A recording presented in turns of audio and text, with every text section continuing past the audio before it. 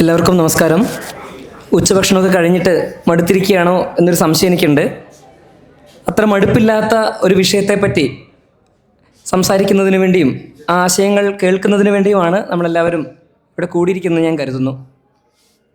എൻ്റെ ഉത്തരവാദിത്വം എന്ന് പറയുന്നത് ഈ രണ്ടുപേരെ കൊണ്ടും സംസാരിപ്പിക്കുക എന്നുള്ളത് മാത്രമാണ്. അതുകൊണ്ട് തന്നെ ഒരു ഈ പോലീസുകാരൻ എന്താ ഈ വീട്ടിൽ കാര്യം എന്നുള്ള അതേ ലാഘവത്തിലാണ് ഞാനിവിടെ വന്നിരിക്കുന്നത്. അപ്പോൾ ഇത് തുടങ്ങുന്നതിന് മുമ്പ് എനിക്ക് ഒന്ന് രണ്ട് ക്ഷമാപണങ്ങൾ നടത്തേണ്ടതായിട്ടുണ്ട്. വിഷയം നിങ്ങൾ മനസ്സിലാക്കിയിട്ടുണ്ടാവും. കാസ്റ്റ് റെപ്രസെൻറ്റേഷൻസ് ഇൻ സിനിമ എന്നുള്ള വിഷയത്തിലാണ്. സിനിമയും സൊസൈറ്റിയുമാണ് നമ്മുടെ വിഷയം എന്ന് പറയുന്നത്. അപ്പോൾ ഇത് മോഡറേറ്റ് ചെയ്യാൻ എനിക്ക് എന്ത് യോഗ്യത എന്ന് ഞാൻ പല ആവർത്തി എന്നോട് ചോദിച്ചിരുന്നു. ആദ്യം തന്നെ പറയട്ടെ, എൻ്റെ അനുഭവങ്ങൾ സെക്കൻഡ് ഹാൻഡ് അനുഭവങ്ങളാണ്. പുറമേ നിന്ന് നോക്കിക്കാണുന്ന ഒരാളുടെ അനുഭവത്തിൻ്റെ പരിമിതികളെല്ലാം എൻ്റെ അനുഭവങ്ങൾക്കും ബോധ്യങ്ങൾക്കുമുണ്ട് എന്നുള്ള തിരിച്ചറിവിൽ നിന്നുകൊണ്ടാണ് ഞാൻ സംസാരിച്ചു തുടങ്ങുന്നത്. ചരിത്രത്തെപ്പറ്റി ആലോചിക്കുന്ന സമയത്ത് കുട്ടിയായിരുന്ന കാലത്ത് എൻ്റെ മനസ്സിലുണ്ടായിരുന്ന ഒരു ഇമേജറി എന്ന് പറയുന്നത്, ഒരു രൂപകം എന്ന് പറയുന്നത് ഒരു ടെലിസ്കോപ്പിൻ്റെ രൂപകമായിരുന്നു. ടെലിസ്കോപ്പ് നമുക്കറിയാം, ആകാശത്തേക്ക് വച്ചുകൊണ്ട് ആകാശത്തുള്ള ദൂരക്കാഴ്ചകൾ കാണാൻ വേണ്ടി ഉപയോഗിക്കുന്ന ഒന്നാണ്. ആകാശത്തുള്ള നമുക്ക് പരിചിതമല്ലാത്തത് എന്താണെന്ന് അടുത്തറിയാൻ ശ്രമിക്കുകയാണ് നമ്മളവിടെ ചെയ്യുന്നത്. പിന്നീട് കുറച്ച് വളർന്ന സമയത്ത് ഞാൻ കരുതിയത്, കുറച്ച് ചരിത്രമൊക്കെ വായിച്ചു തുടങ്ങിയ സമയത്ത് ഞാൻ കരുതിയത്, അല്ലെങ്കിൽ ഞാൻ മനസ്സിലാക്കുന്ന രൂപകം എന്ന് പറയുന്നത് ഒരു വലിയ കെട്ടിടത്തിൻ്റെ രൂപകമാണ്. ആ രൂപകത്തിൻ്റെ പ്രത്യേകത എന്ന് പറയുന്നത് ധാരാളം മുറികളുണ്ട്, അറകളുണ്ട്, പല തട്ടുകളുണ്ട്, പല തലങ്ങളുണ്ട്. ഇതെല്ലാം പലതും അടഞ്ഞു കിടക്കുകയാണ്. അവിടെ ഒരു വലിയ എക്സിബിഷൻ നടക്കുന്നു. അതൊരാൾ ക്യൂറേറ്റ് ചെയ്യുന്നു. ക്യൂറേറ്റ് ചെയ്യാൻ വിധിക്കപ്പെട്ട ആൾ നമുക്ക് നൽകുന്ന ഒരു മാപ്പ് ഉണ്ടാവും, റൂട്ട് മാപ്പ്.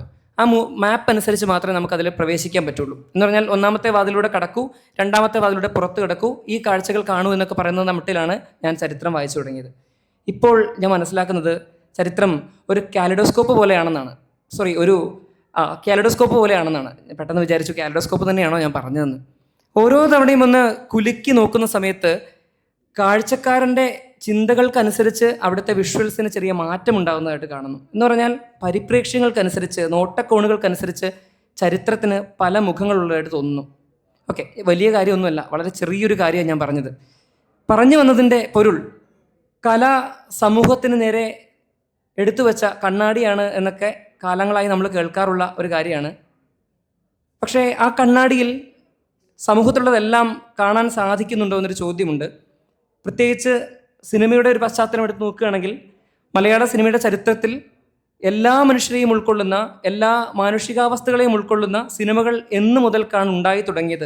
അങ്ങനെ സിനിമകൾ ഉണ്ടായിട്ടുണ്ടോ? ഉണ്ടെങ്കിൽ അവയുടെ സ്വഭാവം എന്താണ് എന്നൊരു ചോദ്യം നമ്മുടെയൊക്കെ മനസ്സിലുണ്ടാവാം. പുഴു എന്ന് പറയുന്ന മനോഹരമായ ഒരു സിനിമയുടെ, മനോഹരം എന്നുള്ള വാക്ക് അപകടകരമാണെന്ന് എനിക്കറിയാം, എങ്കിൽ കൂടി പുഴു എന്ന് പറയുന്ന ആ സിനിമയുടെ സ്ക്രിപ്റ്റ് റൈറ്ററാണ് നമ്മുടെ കൂടെ ഉള്ള ഒരാൾ. അദ്ദേഹം സമൂഹത്തിന് നേർക്ക് ഈ കണ്ണാടി തുറന്നു പിടിക്കുകയും ഇതുവരെ കണ്ട് ശീലിച്ച നമ്മുടെ ശീലങ്ങൾ കൊണ്ട് തന്നെ അതിലെ കാഴ്ചകളെ തിരുത്താൻ ശ്രമിക്കുകയും ചെയ്ത ഒരാളാണെന്നാണ് ഞാൻ നിരീക്ഷിക്കുന്നത്. അപ്പം അദ്ദേഹത്തിലേക്ക് തന്നെ കടന്നു ചെല്ലാം. ആദ്യമായിട്ട് ഞാൻ അദ്ദേഹത്തോടാണ് ചോദിക്കുന്നത്, പുഴു എന്ന് പറയുന്നൊരു സിനിമയിലൂടെ നിങ്ങൾ മുൻപോട്ട് വെച്ച രാഷ്ട്രീയത്തിൻ്റെ സ്വഭാവം അതുവരെ ഉണ്ടായിരുന്ന മലയാള സിനിമയുടെ സ്വഭാവത്തിൽ നിന്നും വളരെ വ്യത്യസ്തമാണെന്നാണ് എനിക്ക് തോന്നിയിട്ടുള്ളത്. അങ്ങനെ ഒരു സിനിമ നിർമ്മിക്കുന്ന സമയത്ത്, രൂപപ്പെടുന്ന സമയത്ത് നിങ്ങളെ സ്വാധീനിച്ച ചിന്തകൾ എന്തായിരുന്നു? അല്ലെങ്കിൽ നിങ്ങളെ ആ സിനിമയുടെ സ്ക്രിപ്റ്റിലേക്ക് നയിച്ച, അതിലെ ഓരോ ഡയലോഗിലേക്കും നയിച്ച ചിന്ത എന്തായിരുന്നു എന്ന് ജനറലി ഒന്ന് പറഞ്ഞാൽ അത് പ്രേക്ഷകർക്ക്, കാഴ്ചക്കാർക്ക് നന്നായിരിക്കും തോന്നുന്നു.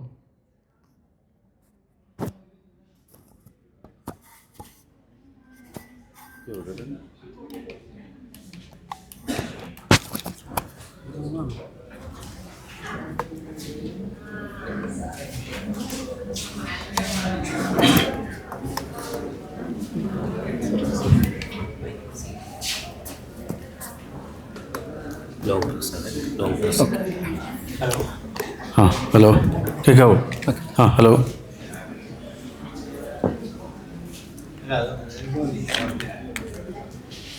ഇതിൽ ഒന്നാമത് ഞാൻ നേരത്തെ മുതലേ പറയുന്നത് ഒരു ഭംഗി വാക്കായിട്ടാണ് ഇവരെല്ലാവരും എടുത്തതെന്ന് എനിക്ക് മനസ്സിലാകുന്നത്. ഞാനൊരു സംസാരിച്ചുകൊണ്ടിരിക്കുന്ന ഒരാളല്ല, അധികം പൊതുവേദിയിലൊന്നും അധികം പ്രത്യക്ഷപ്പെടുന്ന ഒരാളുമല്ല. അപ്പോൾ എനിക്ക് പറയാനുള്ളത്, പണ്ട് ഷോർട്ട് ഫിലിംസിലൂടെയും ഇപ്പോൾ സിനിമയിലൂടെയും പറയുന്നത് മാത്രം. പുഴുവിടെ രാഷ്ട്രീയം, ഞാൻ ഈ ഒരു സിനിമ എടുത്തിട്ട് അതിൻ്റെ രാഷ്ട്രീയം ഇങ്ങനെ പറയുന്നതിലൊരു ചെറിയൊരു ഒരു ഭംഗിക്കുറവുണ്ട്. എന്ന് വിചാരിക്കുന്ന ഒരാളാണ് ഞാൻ. കാരണം ഞാൻ ചെയ്ത ഒരു സിനിമയെക്കുറിച്ച് ഞാൻ തന്നെ ഇങ്ങനെ ഞാനിതാണ് അതിൽ ഉദ്ദേശിച്ചത് എന്നൊക്കെ പറയുമ്പോൾ നിങ്ങളെല്ലാവരും ആ സിനിമ കണ്ടതാണെന്ന് ഞാൻ വിശ്വസിക്കട്ടെ. കണ്ടതാണോ? ഓക്കെ. അപ്പോൾ എനിക്ക് വിപിൻ മാഷയുടെ ചോദ്യത്തിൽ നിന്ന് മനസ്സിലായി, അതായത് ഇങ്ങനൊരു ആലോചന വരുമ്പോൾ തുടക്കത്തിൽ എന്തായിരുന്നു എന്നുള്ളതാണെന്ന് തോന്നുന്നു ആദ്യം പറയണേ തോന്നുന്നു. തുടക്കത്തിൽ എന്ത് എന്നുള്ളതിന് വലിയ പ്രസക്തി ഇല്ലെന്ന് തോന്നുന്നു. കാരണം വെച്ചാൽ ഇത് വന്നപ്പോൾ ഇതെവിടെ, ഈ സെറ്റിങ്സ് എവിടെയായിരിക്കണം എന്നുള്ളതാണ് ഇതിൽ എന്നെ സംബന്ധിച്ചിടത്തോളം ഏറ്റവും ആലോചന ആവശ്യമായി വന്നത്. ഇത് എവിടെ പ്ലേസ് ചെയ്യണം, ഇത് കേരളത്തിലെ ഏത് തരത്തിലുള്ള ആൾക്കാരുടെ കഥയായിരിക്കണം പറയേണ്ടത്. പല ജാതിയിൽപ്പെട്ട ആളാണെങ്കിലും അത് അവൻ എവിടെയാണ് നിൽക്കുന്നത്, കേരളത്തിൽ ഏതെങ്കിലും ഒരു റിമോട്ട് ഏരിയയിലാണോ, ഗ്രാമത്തിൻ്റെ ഉള്ളിലാണോ, അതോ ഒരു ഹോസ്പിറ്റലിൽ എത്തണമെങ്കിൽ 1-2 ബസ് കയറേണ്ട അത്രയും ദൂരമുള്ളൊരു സ്ഥലത്തായിരിക്കണോ, അതോ നഗരത്തിൻ്റെ മധ്യത്തിലായിരിക്കണോ? ഇതായിരുന്നു എൻ്റെ ആദ്യത്തെ കുറച്ചധികം സമയം എടുത്തിട്ട് ആലോചിച്ചത് അതിനു വേണ്ടിയാണ്.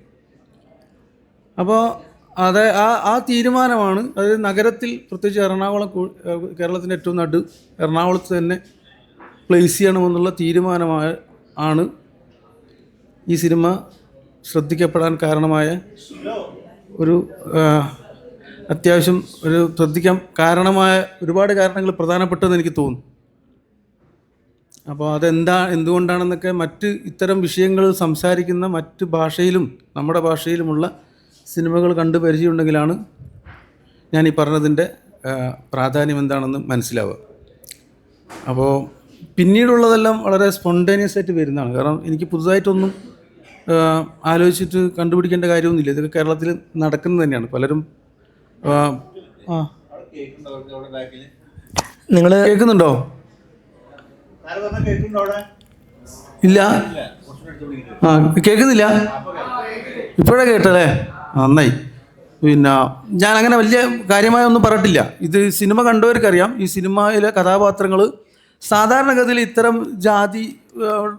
ജാതി പ്രശ്നങ്ങൾ പറയുന്ന സിനിമകളൊക്കെ കേരളത്തിലോ അല്ലെങ്കിൽ കേരളത്തിൻ്റെ പുറത്തുള്ള ഭാഷയിൽ എവിടെയാണ് പറഞ്ഞിരിക്കുന്നത്, ഏത് ഭാഗത്തുള്ള കഥയാണ് പറഞ്ഞിരിക്കുന്നതെന്ന് മനസ്സിലാക്കി കഴിഞ്ഞാൽ പുഴുവിൻ്റെ ഒരു പ്രാധാന്യം മനസ്സിലാക്കുക. പുഴു നമ്മൾ പ്ലേസ് ചെയ്തിരിക്കുന്നത് എറണാകുളം നഗരത്തിലുള്ള നഗരജീവികളുടെ ഉള്ളിലുള്ള ജാതിയെക്കുറിച്ചും ഒക്കെയാണ് അതിൽ പരാമർശിച്ചിട്ടുള്ളത്. അതായത് ഇതൊരു വളരെ പ്രാചീനമായതോ പണ്ട് പഴമക്കാർ ആചരിച്ചു പോരുന്നതോ അതൊക്കെ പണ്ടല്ലേ എന്നോ ഇപ്പോഴില്ലല്ലോ എന്നൊക്കെ പറയുന്ന ന്യായീകരണങ്ങളൊക്കെ ഉള്ള ഒരു കാലത്ത് ഇത് പ്ലേസ് ചെയ്യേണ്ടത് നഗരത്തിൽ തന്നെയാണെന്നുള്ളതായിരുന്നു ആദ്യത്തെ നമ്മൾ കുറേ അധികം ആലോചിച്ചെടുത്ത ഒരു തീരുമാനം.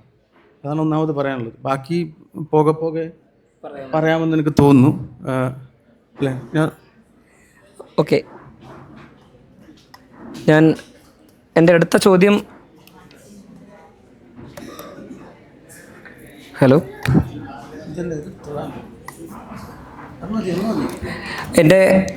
ഇതൊരു ചോദ്യോത്തര പങ്ക്തിയല്ല. ഞാൻ വിചാരിക്കുന്നു എൻ്റെ കൂട്ടുകാരായ ഈ കാഴ്ചക്കാരെല്ലാം തന്നെ ഈ സിനിമ കണ്ടവരായിരിക്കും എന്ന് വിചാരിക്കുകയാണ്. ഒരു സിനിമ നിർമ്മിച്ചെടുക്കുക എന്നുള്ളത് എളുപ്പമുള്ളൊരു കാര്യമല്ല. അതിനകത്ത് ഒരുപാട് പ്രയത്നങ്ങൾ ആവശ്യമായി വന്നിട്ടുണ്ടാവാം. ഇനി ഈ പ്രയത്നങ്ങൾക്കൊക്കെ പുറമെ ഒരാളുടെ ഒരുപാട് കാലത്തെ വിഷൻ ആയിരിക്കാം ആ സിനിമയിലൂടെ പ്രതിഫലിച്ചിട്ടുണ്ടാവുക. മലയാളത്തിൽ നിങ്ങൾ ഒരുപാട് സിനിമ കണ്ടിട്ടുണ്ടാവും. സിനിമകളൊക്കെ തന്നെ ഈ പറഞ്ഞ പോലെ സമൂഹത്തിലെ പാർശ്വവൽക്കരിക്കപ്പെട്ട മനുഷ്യരെ എങ്ങനെയാണ് ചിത്രീകരിച്ചത് എന്നൊരു ചോദ്യമുണ്ട്. സമൂഹത്തിൽ മാറ്റി നിർത്തപ്പെട്ട മനുഷ്യരെ എങ്ങനെയാണ് ചിത്രീകരിച്ചത് എന്നൊരു ചോദ്യമുണ്ട്. അപ്പോൾ സിനിമയിൽ മാത്രമല്ല, അല്ലെങ്കിൽ സിനിമയിൽ കാണുന്നതിൻ്റെ 10 മടങ്ങ് ഇരട്ടിയായി സമൂഹത്തിൽ കാണാമെന്നാണ് ഞാൻ വിചാരിക്കുന്നത്. ഞാൻ പതുക്കെ എൻ്റെ ചോദ്യം ദാമോദർ സാറിലേക്ക് എത്തിക്കുകയാണ്. സിനിമയുമായി ബന്ധപ്പെട്ട് സിനിമയുടെ അകത്തും പുറത്തുമായി നടക്കുന്ന ധാരാളം വിവാദങ്ങൾ ഈ കാലങ്ങളിൽ നമ്മൾ കാണുന്നുണ്ട്. അതിലേറ്റവും പ്രധാനപ്പെട്ടതെല്ലാം ഊന്നി നിൽക്കുന്നത് സവർണ ആൺനോട്ടങ്ങൾക്കകത്തുനിന്ന് ഉണ്ടാവുന്നതാണെന്ന് ഞാൻ കരുതുകയാണ്. അപ്പോൾ സമീപകാലത്ത് അടൂർ ഗോപാലകൃഷ്ണൻ്റെ ചില സ്റ്റേറ്റ്മെൻറ്റുകൾ, കലയുമായി ബന്ധപ്പെട്ട് പല വ്യക്തികളും പറയുന്ന സ്റ്റേറ്റ്മെൻറ്റുകൾ, എനിക്ക് അടൂർ പറഞ്ഞൊരു കാര്യത്തിൽ ഏറ്റവും ഹോണ്ടിങ് ആയി തോന്നിയൊരു കാര്യം ചാല മാർക്കറ്റിൽ നിന്ന് ആളുകൾ വന്ന് കാണുന്നതിനെ പറ്റിയിട്ടൊക്കെ അദ്ദേഹം പറയുന്നുണ്ട്. അപ്പോൾ അത്തരത്തിൽ ഈ കലയ്ക്കകത്ത് പോലും ഇത്ര സ്ട്രോങ് ആയി നിൽക്കുന്ന ഈ സവർണബോധത്തെ അല്ലെങ്കിൽ ഈ ദളിത് വിരുദ്ധതയെ എങ്ങനെയാണ് സാർ നോക്കിക്കാണുന്നതെന്ന് ഒന്ന് പറഞ്ഞു തന്നായിരുന്നു.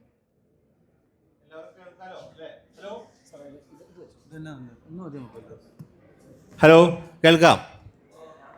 അപ്പോൾ ഈ ഒരു ജനാധിപത്യം എന്ന് പറയുന്നതിൻ്റെ ബേസിക് സ്വഭാവമെങ്കിൽ ഞാനൊന്ന് പറയുന്നു, നിങ്ങൾ പറയുന്നു, ഞാൻ കേൾക്കാം. പരസ്പരം കേൾക്കാത്തൊരു സംവിധാനം ജനാധിപത്യപരമല്ല.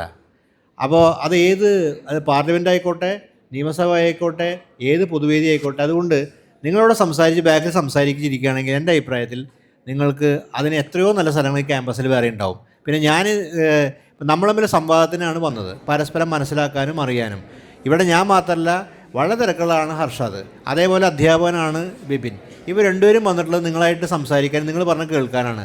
അപ്പോൾ നിങ്ങൾ ഈ വർത്തമാനം പറഞ്ഞിരിക്കുന്നത് എന്താ അർത്ഥമുള്ളത്? അപ്പോൾ അതിലെന്ത് പ്രസക്തി? പിന്നെ എന്തിനാണ് ഈ പരിപാടി? എല്ലാവരും നിങ്ങളെപ്പോലെ, നിങ്ങൾക്കും വേറെ തിരക്കണം. ഇവർ ഈ പറഞ്ഞ ആൾക്കാരൊക്കെ തിരക്കുള്ള ആൾക്കാരാണ് വളരെയധികം. അപ്പോൾ അതുകൊണ്ട് നമ്മൾ പരസ്പരം ആലോചിക്കുമ്പോഴാണ് സമൂഹത്തിൽ പുതിയ പുതിയ ആശയങ്ങൾ ഉണ്ടാവുന്നതും അത് നമുക്ക് എല്ലാവർക്കും ഗുണകരമായി മാറുന്നത്. അതുകൊണ്ട് ദയവായി നിങ്ങൾ കേൾക്കുക. സംസാരിക്കുന്ന ആൾക്കാരെ ഞാൻ തടയില്ല, കാരണം സംസാരിക്കുന്ന ആൾക്കാർക്ക് ഒരുപക്ഷെ വേദിയുടെ പുറത്ത് വേറെ സ്ഥലങ്ങളുണ്ടായിരിക്കാം, അല്ലെങ്കിൽ നമ്മുടെ സദസ്സിൻ്റെ പുറത്ത് അത് ആയിരിക്കും നല്ലത്. അല്ലെങ്കിൽ നമ്മൾ പരസ്പരം അങ്ങോട്ടും ഒരു ബഹുമാനിക്കാത്ത സ്വഭാവം ഉണ്ടായിരിക്കും. അതുകൊണ്ട് ഞാൻ ഇതിലേക്ക് വരാം. അതുകൊണ്ട് നമ്മൾ പരസ്പരം കേൾക്കുക. നിങ്ങൾ പറഞ്ഞ് ഞാനും കേൾക്കുക, ഞങ്ങളെല്ലാം കേൾക്കാൻ ബാധ്യസ്ഥരാണ്. തിരിച്ച് അതുപോലെ തന്നെ അല്ലാണ്ടായാലും ഇപ്പോൾ ഒരു സ്ഥലത്തെ പുറത്ത് കയറിയിരിക്കുന്നുള്ളതുകൊണ്ട് കേൾക്കാതിരിക്കുന്ന അർത്ഥമില്ല. നമ്മൾ പരസ്പരം കേൾക്കും, പക്ഷേ പരസ്പരം കേൾക്കാൻ നമുക്ക് അറിയണം. ഇനി ഞാൻ ബിപിൻ മാഷ് ചോദിച്ച ചോദ്യത്തിലേക്ക് വരാം. അത് ചോദ്യം നിലയ്ക്കല്ല, കേരള സമൂഹത്തിൻ്റെ അകത്ത് നിലനിൽക്കുന്ന ഒരു സാമൂഹ്യ വ്യവസ്ഥയെ ബന്ധപ്പെട്ട് അത് സിനിമ എങ്ങനെ കൈകാര്യം ചെയ്തു എന്നുള്ളതാണ് അതിൻ്റെ അകത്ത് പ്രധാനപ്പെട്ട കാര്യം. ഹർഷദിൻ്റെ സിനിമ നിങ്ങൾ എല്ലാവരും കണ്ടു? അതായിക്കോട്ടെ മാഷേ. ഹർഷദിൻ്റെ സിനിമ, 2 സിനിമകൾ പ്രധാനമായിട്ടും ഞാൻ കണ്ട സിനിമകളെ കുറിച്ചാണ് പറഞ്ഞത് കേട്ടോ. ഒന്ന് ഉണ്ട, അതുപോലെ തന്നെ പുഴു. ഈ 2 സിനിമകളും നിങ്ങൾ എത്ര പേര് കണ്ടു എനിക്കറിയില്ല. ഈ 2 സിനിമകളും വ്യത്യസ്തമായ രീതിയിൽ ഒരു ഇന്ത്യൻ സാമൂഹ്യ അവസ്ഥയെ പ്രതിഫലിക്കൽ ഇന്ത്യൻ സാമൂഹ്യ അവസ്ഥയെ ഉള്ളൊരു പ്രതികരണം, അതിനുള്ള പരിചരണം, ഒരു ട്രീറ്റ്മെൻറ്റിൻ്റെ അകത്ത് കാണാം. അതെന്താണ്? അത് ആ സിനിമയ്ക്കകത്ത് അപ്പോൾ എന്തായിരുന്നു ആ 2ൻ്റെയും പരിചരണം എന്നുള്ളതാണ് നമ്മൾ ആദ്യം ആലോചിക്കേണ്ടത്. അപ്പോൾ സിനിമ കാണുന്നതിന് മുമ്പായിട്ടും സിനിമ കണ്ടതിന് ശേഷം, ഇപ്പോൾ ഒരുപക്ഷെ നമ്മളെ സംബന്ധിച്ചോളം ഇപ്പോൾ ആ സിനിമ OTT പ്ലാറ്റ്ഫോമിൽ നിങ്ങൾക്ക് അങ്ങനെ ഒരു സൗകര്യം, ഇപ്പോൾ എൻ്റെ കാലത്ത് ആ സൗകര്യമില്ല. ഇപ്പോൾ ഇന്നത്തെ കാലത്ത് സൗകര്യം, ഇപ്പോൾ സിനിമ ഇപ്പോൾ ഹർഷാദിനെ പോലെ ഡയറക്ടർ വരുന്നു, സ്ക്രീൻ ആർട്ടിസ്റ്റ് വരുന്ന ഒരു സമയത്ത്, മുമ്പാണെങ്കിൽ നമുക്ക് കാണാൻ യാതൊരു സൗകര്യമില്ല. ഇപ്പോൾ നിങ്ങൾക്ക് അതെല്ലാം സിനിമ കാണുന്നതിന് മുമ്പായിട്ട് കാര്യം, ഇതിൽ പല ആൾക്കാരും എന്തുകൊണ്ട് അപ്പോൾ എന്തുകൊണ്ട് നമ്മളിത് കാണുന്നു എന്ന് വെച്ചാൽ, സിനിമ കാണുന്നത് ഒരുപക്ഷെ നമ്മൾ ആ സിനിമ കാണുന്ന പല ആവശ്യങ്ങൾക്ക് സിനിമ കാണാം. ഒന്ന് സിനിമ പഠിക്കാനായിട്ട് കാണാം. സിനിമ പഠിക്കുക വെച്ചാൽ സിനിമ ഒരു സാഹിത്യ കൃതിയൊക്കെ പോലെ തന്നെ സിനിമ നമ്മുടെ സാമൂഹികമായിട്ടുള്ള പല സാമൂഹികമായിട്ടുള്ള അബോധത്തെ ആ നിലയിൽ ആവിഷ്കരിക്കുന്ന, പ്രതിപാദിക്കുന്ന നിലയ്ക്ക് നമുക്ക് സിനിമ നമുക്കുള്ള ഉൾക്കാഴ്ചകൾ തന്നെ, സമൂഹത്തിൻ്റെ പ്രവർത്തനങ്ങൾക്ക്, സമൂഹത്തിൽ അധികാര ബലതന്ത്രങ്ങൾക്ക് ഉൾക്കാഴ്ച തരുന്നു. 2, സിനിമക്കാരാവാനും പഠിക്കാം. ഹർഷദിനെ പോലെ ആളെ നിങ്ങൾ വന്ന സ്ഥിതിക്ക് ഹർഷദ് ഒരു സാധ്യതയാണ് നിങ്ങളുടെ മുമ്പിൽ നിൽക്കുന്നത്. കാരണം നിങ്ങൾക്ക് ആർക്കെങ്കിലും സിനിമാ രംഗത്തേക്ക് കടന്നു വരണമെങ്കിൽ ഹർഷദ് ഒരുപക്ഷെ ആർക്കറിയാം ഒരു വാതിലായിരിക്കും നിങ്ങൾക്ക്. അപ്പോൾ അങ്ങനെയും ഇവരെ വന്നിട്ടുള്ള ആൾക്കാരെ കാണാൻ പറ്റും. മൂന്നാമതായി സംബന്ധിച്ചിടത്തോളം ഒരു വിനോദം എന്ന നിലയ്ക്കും സിനിമ, അതായത് അതിൻ്റെ അകത്ത് വിനോദം എന്ന് പറയുന്ന സമയത്ത് വെറുതെ ചിരിച്ചൊക്കെ, അതൊക്കെ നല്ല കാര്യം തന്നെയാണ്, ചിരിക്കാനൊക്കെ സിനിമ കാണും വേണം. അതേസമയം തന്നെ നമ്മുടെ ഒരു ജീവിതത്തിൻ്റെ സന്തോഷത്തിന് വേണ്ടി നമ്മൾ പല ഒരുമിച്ച് ഫ്രണ്ട്സിൻ്റെ കൂടെയോ വീട്ടുകാരുടെ കൂടെയൊക്കെ സിനിമ കാണുക.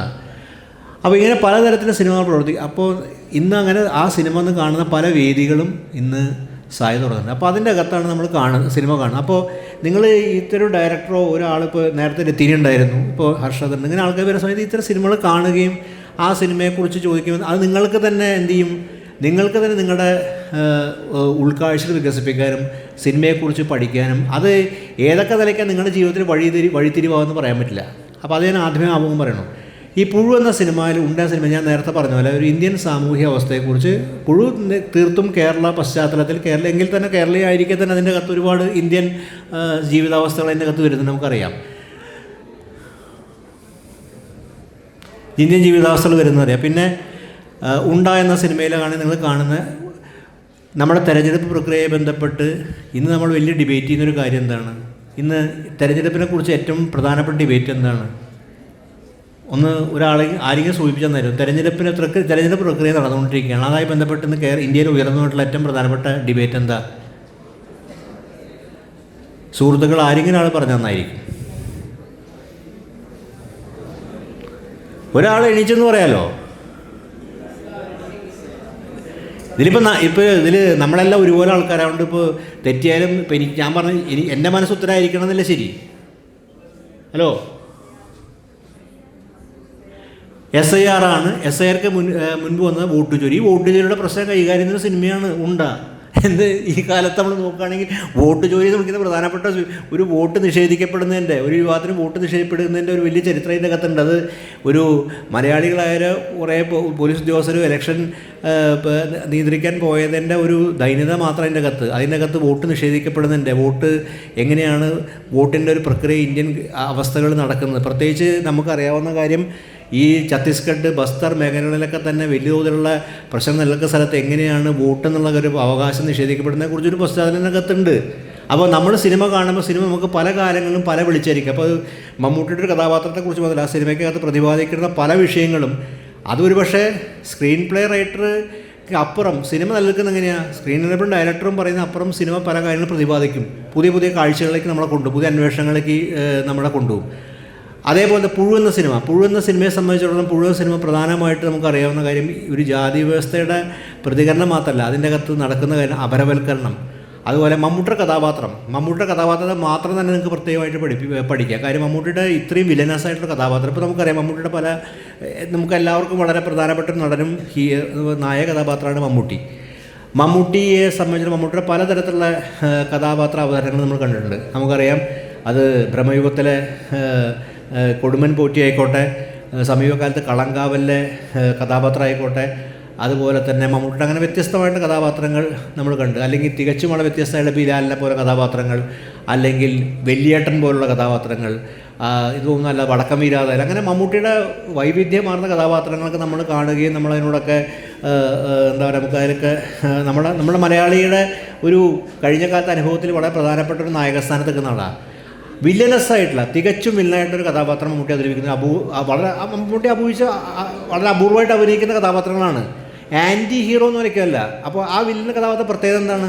മമ്മൂട്ടിയുടെ ഈ പുഴുവിൻ്റെ ഒരു വില്ലൻ കഥാപാത്രം അത് ഇപ്പോൾ കൊടുമൻ പോറ്റിയെ പോലെ, ഞാൻ നിങ്ങളോട് നേരത്തെ പറഞ്ഞു, ഒന്നെങ്കിൽ നിങ്ങൾ സംസാരിക്കുക, അല്ലെങ്കിൽ ഏതെങ്കിലും ഇങ്ങനെ കലമ്പൽ കൂട്ടായിട്ട് എന്ത് കാര്യം? അതുകൊണ്ട് നിങ്ങൾക്ക് പ്രയോജനമില്ല, നമുക്കും പ്രയോജനമില്ല, ആർക്കും പ്രയോജനമില്ല, മമ്മൂട്ടിക്കും പ്രയോജനമില്ല. അപ്പോൾ ഇതിനകത്ത് മമ്മൂട്ടിയുടെ കഥാപാത്രം എടുത്ത് നോക്കിയാൽ നിങ്ങൾക്കറിയാൻ പറ്റും, ഈ വളരെ എക്സ്പ്രസീവായിട്ടുള്ള മമ്മൂട്ടിയുടെ കഥാപാത്രം, അത് ബ്രഹ്മയുഗത്തിലെ കാണാൻ വളരെ എക്സ്പ്രസീവാണ് മമ്മൂട്ടിയുടെ കഥാപാത്രത്തിൻ്റെ ഒരുതരം ആവിഷ്കാരങ്ങൾ. അതേസമയം തന്നെ നമുക്ക് കളങ്കാവലിൽ രണ്ട് സ്വഭാവം അതിൻ്റെ അകത്ത് പ്രകടിപ്പിക്കുന്നു. പക്ഷേ എനിക്ക് തോന്നുന്നു പുഴുവിൻ്റെ ഒരു പ്രത്യേകമായിട്ട് എനിക്ക് തോന്നിയ കാര്യം ഇതിൻ്റെ അകത്ത് അത് എനിക്ക് ഹർഷാദിനോട് ചോദിക്കേണ്ട കാര്യം അതൊക്കെയാണ്. ഒരു പക്ഷേ സ്ക്രിപ്റ്റിൻ്റെ സമയത്ത് മമ്മൂട്ടി എങ്ങനെയാണ് ഒരു കൺസീവ് ചെയ്തത്, മമ്മൂട്ടി അത് അതിമനോഹരമായിട്ട് ചെയ്തൊരു ഒരു കഥാപാത്രമാണ്. കാര്യം ഉള്ളിലുള്ള ഈ വെറുപ്പ്, അതാണ് ഏറ്റവും അപകടകരമായിട്ടുള്ള സാധനം. ഒരുപക്ഷെ ഈ വെറുപ്പ് പുറത്തേക്ക് വിളിച്ചു പറയുന്ന വ്യക്തികൾ ഒരുപക്ഷെ അവർ സമൂഹത്തിലുണ്ടാക്കുന്ന വിദ്വേഷവും ഒക്കെ വ്യാപകമാണെങ്കിലും ഉള്ളിൽ ഈ സാധനം കൊണ്ടു കിടക്കുക എന്ന് പറയുന്നുണ്ടല്ലോ, അതിൻ്റെ ഒരു ഭീകരത എന്ന് പറയുന്നത് എപ്പോൾ വേണമെങ്കിൽ പൊട്ടിത്തെറിക്കുക. അതിൻ്റെ ഒരു വല്ലാത്ത അതിൻ്റെ ഏതൊക്കെ രൂപത്തിൽ ആവിഷ്കരിക്കാൻ പറ്റും, അത് വളരെ വില്ലനസ്സായിട്ടുള്ള അതിൻ്റെ ആവിഷ്കാരം ഭീകരം. അപ്പോൾ അതിനെയാണ് അത്തരമൊരു കഥാപാത്രത്തെയാണ് ഹർഷദ് തീരുമുടി സൃഷ്ടിച്ചത്. മമ്മൂട്ടി അത് മനോഹരമായി ചെയ്തിട്ടുണ്ട്. മനോഹരം വാക്ക് ഉപയോഗിക്കാൻ തെറ്റുന്നില്ല, മനോഹരമായി ചെയ്തിട്ടുണ്ട്. കാര്യം ഉള്ളിൽ ഈ പെറുപ്പ് മുഴുവൻ കൊണ്ടു നടന്ന് അത് മമ്മൂട്ടി വളരെ പ്രകടനാത്മകമായിട്ട് കാണിക്കും. 1-2 രംഗങ്ങളെ അതിനകത്തുള്ളൂ. 1-2 രംഗങ്ങളുടെ വളരെ പ്രകടനാത്മകമായി വരും. പക്ഷേ അതിൻ്റെ ഉള്ളിൽ തന്നെ ആ ജീർണത. അപ്പോൾ അവിടെയാണ് പുഴു എന്നൊരു പ്രയോഗം തന്നെ വരും. പുഴു നമ്മുടെ മേത്ത് ശരി തൊട്ടിക്കിടക്കുന്ന സാധനമാണ് പുഴു. ഞാൻ ഈ സിനിമ എല്ലാവരും കണ്ടാവും. ഞാൻ ഇതിനെക്കുറിച്ചൊരു ലേഖനം എഴുതി, അതാരും വായിക്കാൻ സാധ്യതയില്ല. കാര്യം പൊതുവെ സിനിമ അത്തരം ലേഖനങ്ങൾ വായിക്കുന്ന പൊതുപ്രവണത മലയാളികൾ കുറേ കുറവായിരിക്കും. പിന്നെ അത് വന്ന് ചന്ദ്രിക പോലെ വീക്കിലായതുകൊണ്ട് ആൾക്കാർ കാണാനും സാധ്യത കുറവായിരിക്കും. അപ്പോൾ എനിക്ക് തോന്നിയ കാര്യം പുഴു മേത്ത് ഒട്ടിക്കിടക്കുന്ന ഒരു മലയാളി ഏതോ ഘട്ടത്തിൽ ഉപേക്ഷിച്ച ഇതുപോലെ ഒരു സ്വഭാവമുള്ളതാണ്. പുഴുവെ പോലെ മേത്ത് കിടക്കുന്നു.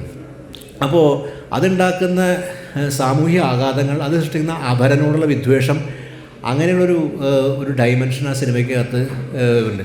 പൊളിറ്റിക്കലി അത് നോക്കുകയാണെങ്കിൽ ഒരുപക്ഷെ 2 തരത്തിലുള്ള രാഷ്ട്രീയത്തിനകത്ത് പറയുന്നുണ്ട്. ഒന്ന്, എമ്പുരാനേക്കാൾ മുമ്പ് തന്നെ, എമ്പുരാൻ വളരെ വിവാദമായ സിനിമയാണ് എന്നുള്ളത്. എമ്പുരാൻ സിനിമ നല്ലതാണോ എനിക്കറിയില്ല, പക്ഷേ എമ്പുരാൻ്റെ ചില അതിൻ്റെ വിവാദപരമായിട്ടുള്ള കാര്യങ്ങൾ ചർച്ച ചെയ്യപ്പെട്ടതാണ്, പ്രധാനമാണ് അതിൻ്റെ അകത്ത്. പക്ഷേ ഇതിൻ്റെ അകത്ത് 2 തരം. ഒന്ന്, അതിഭീകരമായിട്ടുള്ള കേരളത്തിൽ സമൂഹത്തിൽ നിലനിൽക്കുന്ന ഒരു തരത്തിലുള്ള ഈ വളരെ ഇൻവിസിബിളായിട്ടുള്ള അദൃശ്യമായി മാറിയിട്ടുള്ള, ഒരു കാലത്ത് 20 ആദ്യകാലം വളരെ ദൃശ്യവും 20 അവസാനങ്ങൾ അദൃശ്യമായി തീർന്നിട്ടുള്ള ജാതീയമായിട്ടുള്ള അധിക്ഷേപത്തിൻ്റെയും വെറുപ്പിൻ്റെയും ഒരു തലം, അത് ഇതിൻ്റെ അകത്ത് ആവിഷ്കരിച്ചു. രണ്ടാമത്തെ കാര്യമായിട്ട് ഒരു മുസ്ലിം അപരവൽക്കരണത്തിന് അതെങ്ങനെയാണ് സമൂഹത്തിൽ വ്യാപകമാവുന്നത്.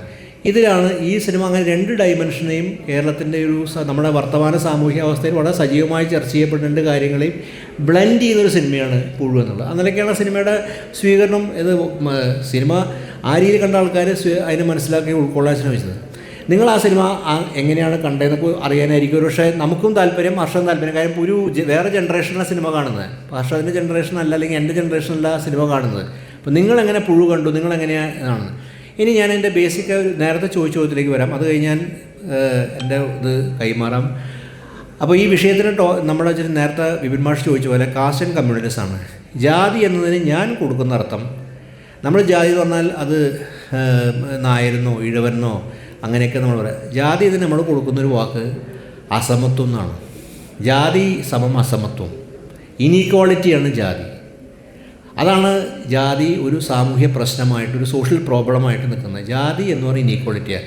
അപ്പോൾ ജാതി പറഞ്ഞ ആൾക്കാർക്ക് അത് നമ്മൾ നോർമലൈസ് ചെയ്ത ഇൻറ്റേർണലൈസ് ഒരു സാധനമാണ്. നമ്മുടെ വീട് അത് ജനിക്കുമ്പോൾ തന്നെ കിട്ടുന്നപ്പോൾ എല്ലാവരും ഇപ്പോൾ ഈ ഒരു സമൂഹത്തിൽ പ്രത്യേകിച്ച് ഹിന്ദു സമൂഹത്തിൽ ജീവിക്കുന്ന ആൾക്കാർ, പ്രത്യേകിച്ച് ഹിന്ദു ജീവിക്കുന്ന ആൾക്കാരെല്ലാം ഒരു ജാതിയിലേക്ക് തന്നെയാണ് ജനിച്ചു വീഴുന്നത്, ഒരു സംശയമില്ല. ഇപ്പോൾ ഈ മിശ്രവായുധരായ അച്ഛനമ്മമാരുടെ പിതാക്കളിലെ പോലും ഏതെങ്കിലും തരത്തിലൊരു ജാതി ജീവിതത്തിലേക്കായിരിക്കും ജനിച്ചു വീഴുക. അത് അവർക്ക് ചോയ്സും ഇല്ല, അത് വേറെ ഒരാളുടെ ചോയ്സിൻ്റെ പുറത്തല്ല എടുക്കുന്നത്. പക്ഷേ ഇത് നോർമലൈസ് ചെയ്യപ്പെടുന്നത് എങ്ങനെയാണ്? ഇത് നോർമലൈസ് ചെയ്യപ്പെടുന്നത് എങ്ങനെയാണെന്ന് വെച്ചിട്ടുണ്ടെങ്കിൽ നമ്മൾ ഇതിനൊരു എന്താ പറയുക, ഒരു സാമൂഹികമായിട്ടൊരു യൂണിറ്റ് നൽകി അത് സമൂഹത്തിൻ്റെ പ്രവൃത്തിയെക്കുറിച്ച് നമുക്ക് വലിയ അത് നോർമലായിട്ട് കാണും, മറ്റൊക്കെ പോലത്തെ മറ്റെന്തൊക്കെയോ പോലെ തന്നെ. പക്ഷേ നമ്മൾ അസമത്വം എന്ന് പറയുന്നത് നമുക്കത്ര നോർമലല്ല. അസമത്വം എന്ന് വാക്ക് ഉപയോഗിക്കുമ്പോൾ നമുക്ക് അത് ഒട്ടും തന്നെ നോർമലല്ല. കാര്യം അതിൻ്റെ അകത്ത് അസമത്വത്തിൻ്റെ അകത്ത് ഒരുപാട് ഘടകങ്ങൾ. എന്താ അസമത്തിൻ്റെ അകത്ത് സാമൂഹികമായിട്ടുള്ള ശ്രേണിയുണ്ട്. കാര്യം ഒരാൾ മുകളിൽ ഒരാൾ താഴെ, അത് നമുക്ക് അംഗീകരിക്കാൻ പറ്റില്ല. അസമത്വം എന്ന് പറയുമ്പോൾ അതിൻ്റെ അകത്ത് ഒരു ഹിംസയുണ്ട്. അസമത്വം ഒരാൾ മറ്റൊരാൾ അടിച്ചമർത്താണ്, ഹിംസയുണ്ട്. മറ്റൊന്ന് അസമത്വം എന്ന് പറയുന്ന സമയത്ത് നമ്മുടെ സമയം നമ്മൾ മനസ്സിൽ വരുന്നുണ്ടെങ്കിൽ ഒരു തരത്തിലുള്ള എന്താ പറയുക ഉൾക്കൊള്ളായ്മ, അതായത് നമുക്ക് ഒരിക്കലും ഒരു മറ്റൊരാളെ ഉൾക്കൊള്ളാൻ പറ്റാത്ത ഈ ഒരുപക്ഷെ ഈ പുഴു സിനിമയുടെ ഏറ്റവും ഒരു സവിശേഷത തന്നെ ഇൻക്ലൂസിവിറ്റി എന്നുള്ള പ്രശ്നം എങ്ങനെയാണ് സമൂഹത്തിൽ ഒരു സവിശേഷമായിട്ട് നിൽക്കുന്ന ഒരു വലിയ കാര്യം ചർച്ച ചെയ്ത സിനിമയാണ്. നമ്മളെല്ലാവരും ഉപയോഗിക്കുന്ന വാക്കാണ് ഉൾക്കൊള്ളുക. എങ്ങനെ ഉൾക്കൊള്ളായ്മ എങ്ങനെയാണ് സമൂഹത്തിൽ വ്യാപരിക്കുന്ന പുഴു പ്രതിപാദിക്കുന്നുണ്ട്. അപ്പോൾ ഈ 3 തലങ്ങൾ, ഇത് 3 അനേക തലങ്ങളുണ്ട്. അപ്പോൾ ഇതാണ്, അപ്പോൾ ഈ അസമത്വത്തിൻ്റെ ജീവിതാവിഷ്കാരമാണ് ജാതി. അപ്പോൾ അതെങ്ങനെയാണ് സമൂഹം, അപ്പോൾ സിനിമയ്ക്കകത്തും അത് പ്രതിപാദിക്കപ്പെട്ട പുഴു മാത്രമല്ല, പുഴു പോലുള്ള പല പുഴുവും അതുപോലെ തന്നെ മലയാള സിനിമയിൽ ജാതി ഇല്ലാത്ത സിനിമ ഒരു കാലത്തും ഉണ്ടായിട്ടില്ല. പുഴു എന്ന സിനിമ പുഴു എന്ന സിനിമ ഇപ്പോൾ ഉദാഹരണത്തിന് അടൂർ ഗോപാലകൃഷ്ണ സിനിമകളിലൊക്കെ ജാതി കടന്നു വരുന്നുണ്ട്. പക്ഷേ അടൂർ ഗോപാലകൃഷ്ണ സിനിമയിൽ നിന്ന് വ്യത്യസ്തമായിട്ട് പുഴു ചെയ്യുമ്പോൾ പുഴു ജാതിയുള്ള വിമർശനമാണ്, ഒരു ക്രിട്ടിക്ക് ഡെവലപ്പ് ചെയ്യുക. മറ്റൊരു ജാതിയെ നോർമലൈസ് ചെയ്യുകയാണ് ചെയ്യുന്നത്. ഇപ്പോൾ ഉദാഹരണത്തിന് സത്യനന്ദിക്കാടിൻ്റെ പല സിനിമകളും ജാതിയെ നോർമലൈസ് ചെയ്യും. രഞ്ജി പണിക്കരുടെ സിനിമ ജാതിയെ ആദർശവൽക്കരിക്കും. സത്യനന്ദിക്കാട് നോർമലൈസ് ചെയ്യും. ഒരു സട്ടിലായിട്ട് സത്യനന്ദിക്കാടിൻ്റെ സിനിമ ചിലപ്പോൾ ഒരു വിമർശനം ഇപ്പോൾ മെല്ലെ പതുക്കെ കൊണ്ട് ഇങ്ങനെ വെച്ച് പിന്മാറും. രഞ്ജി പണിക്കരുടെ സിനിമയിൽ അതിനെ ഐഡലൈസ് ചെയ്യും.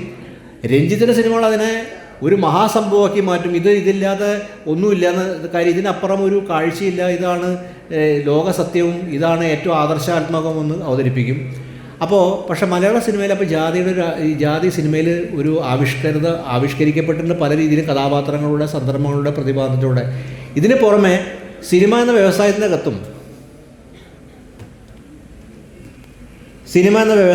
അകത്തും ജാതി എന്ന് പറയുന്നത്. അപ്പം ഞാൻ ജാതി എന്ന് പറയുന്നത് ഒരു അസമത്വം, ആ അസമത്വം എന്ന് വാക്ക് ഉപയോഗിച്ചാൽ മതി. അസമത്വം വളരെ പ്രകടമായിട്ട് തന്നെ ഉണ്ടായിരുന്നു.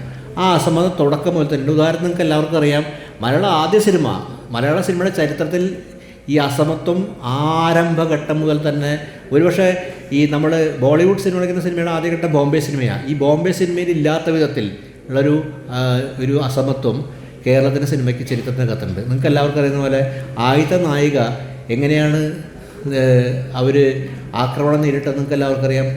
ആ സിനിമ പ്രദർശിപ്പിക്കുന്ന ക്യാപിറ്റോൾ ഹാളിലേക്ക് എന്നത് സവർണ്ണ മാടമ്പിയാർ ഇരച്ചു കയറുകയും ആ ക്യാപിറ്റോൾ എന്ന തിയേറ്റർ കത്തിച്ചുകളയുകയും ചെയ്തു. വിഗതകുമാരൻ എന്ന സിനിമ മലയാളത്തിലെ ആദ്യത്തെ സിനിമയിൽ തന്നെ അതുണ്ടായി.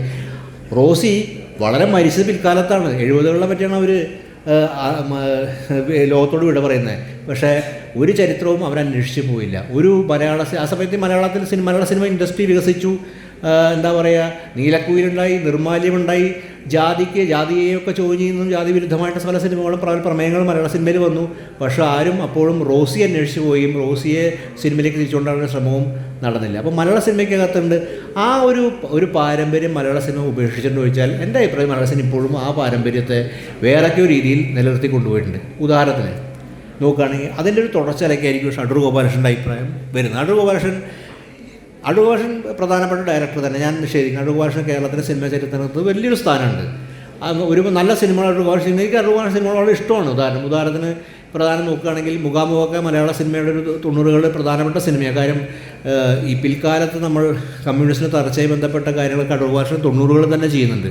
പക്ഷേ അടൂർ ഗോപാലകൃഷ്ണൻ്റെ ഒരു സംഭവത്തിൽ ഞാൻ അതിനെ രാഷ്ട്രീയ സിനിമ വിളിച്ചത് കക്ഷിക്ക് തീരെ ഇഷ്ടപ്പെടുകയും എന്നെ ചീത്ത പറയുകയും ചെയ്തു. അങ്ങനെ ഞാൻ ഒരു രാഷ്ട്രീയ സിനിമ ആണെന്ന് പറഞ്ഞത് എനിക്ക് രാഷ്ട്രീയം അറിയാത്തതുകൊണ്ട് സിനിമ അറിയാത്തതുകൊണ്ടെന്ന് പറഞ്ഞു. പക്ഷേ എനിക്ക് അതിൻ്റെ അകത്ത് അത് രാഷ്ട്രീയ സിനിമ എനിക്ക് തോന്നുന്നു. അങ്ങനെയൊക്കെയുള്ള നിലപാടുള്ള ആളാണ്.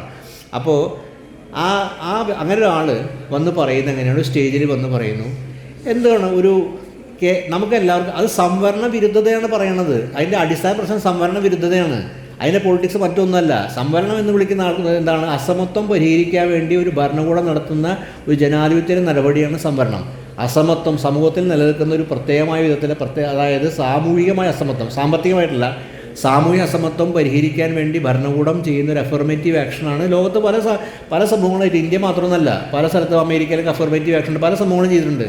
ആ അഫർമേറ്റീവ് ആക്ഷൻ, ആ സംവരണത്തിൻ്റെ അപ്പോൾ സിനിമയിൽ തന്നെ സംവരണം വരുവാണ്. അങ്ങനെയല്ല അതിൻ്റെ അകത്ത് സിനിമ അപ്പം എന്ത് ചെയ്യും, സിനിമ പ്രസ്ഥാനത്തിനകത്ത്, വ്യവസായത്തിനകത്ത് സിനിമയിൽ കടന്നു വരുന്ന ഒരുപാട് കലാകാരന്മാരും സിനിമ അറിയുന്ന ആൾക്കാർക്കും കടന്ന ഒരു എൻട്രി ബാരിയർ എല്ലാ സിനിമയിലുണ്ട്. ഇപ്പോൾ ഹർഷാദിന് ചിലപ്പോൾ കൂടുതൽ പറയാം എൻട്രി ബാരിയർ എന്ന് പറഞ്ഞാൽ. അപ്പം ഈ ഫെഫ്ക എന്നൊക്കെ പ്രസ്ഥാനം ഞാനിലേക്ക് പോകുന്നില്ല, പലതും സിനിമയിലെ എൻട്രി ബാരിയേഴ്സാണ്. എല്ലാ സിനിമ വ്യവസായമാണ്.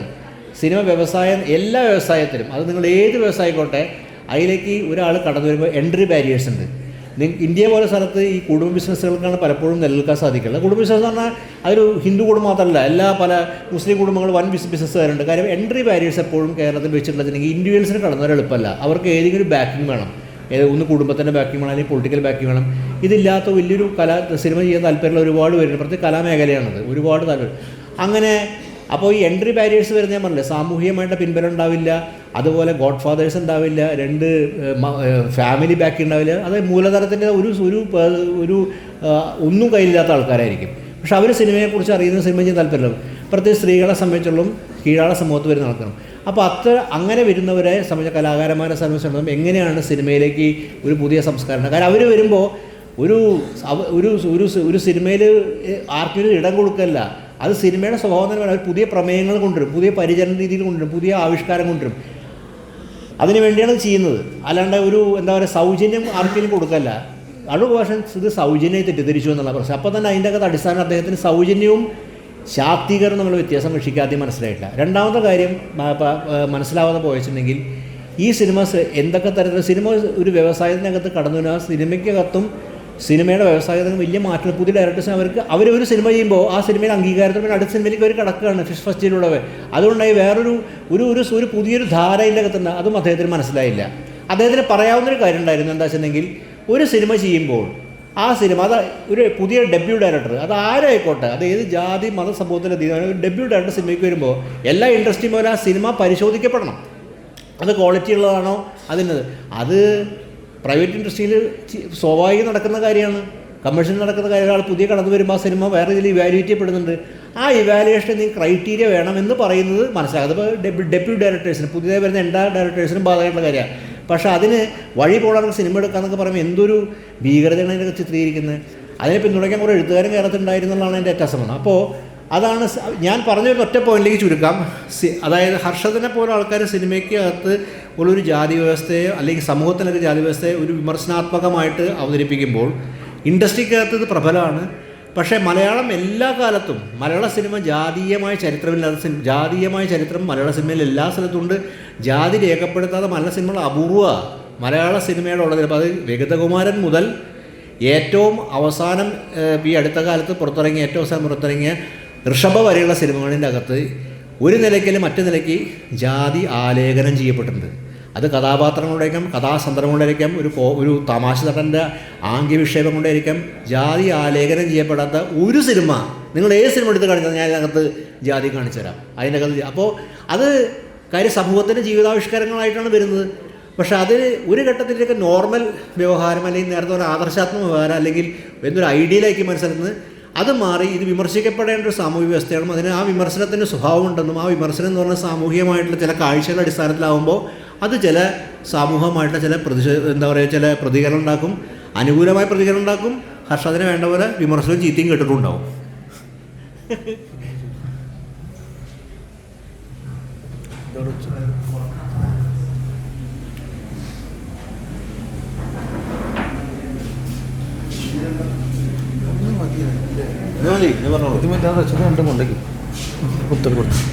ഞങ്ങൾക്കൊരു മൈക്ക് മതി.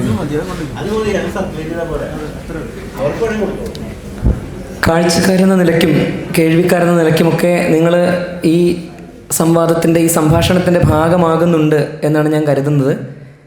ഒരുപക്ഷെ ഇവിടെ സംസാരിക്കുന്ന കാര്യങ്ങൾ നമ്മളുമായിട്ട് നേരിട്ട് ബന്ധപ്പെടുന്നില്ല എന്ന് നമ്മൾ കരുതുന്നതുകൊണ്ടായിരിക്കാം നമ്മളതിന് വേണ്ടത്ര പ്രാധാന്യം കൊടുക്കാതെ പോകുന്നതെന്ന് എനിക്ക് തോന്നുന്നു. നിങ്ങൾ ഒരുപക്ഷെ പ്രാധാന്യം കൊടുക്കുന്നുണ്ടാവും, എൻ്റെ ഒരു തോന്നൽ പറയാണ്.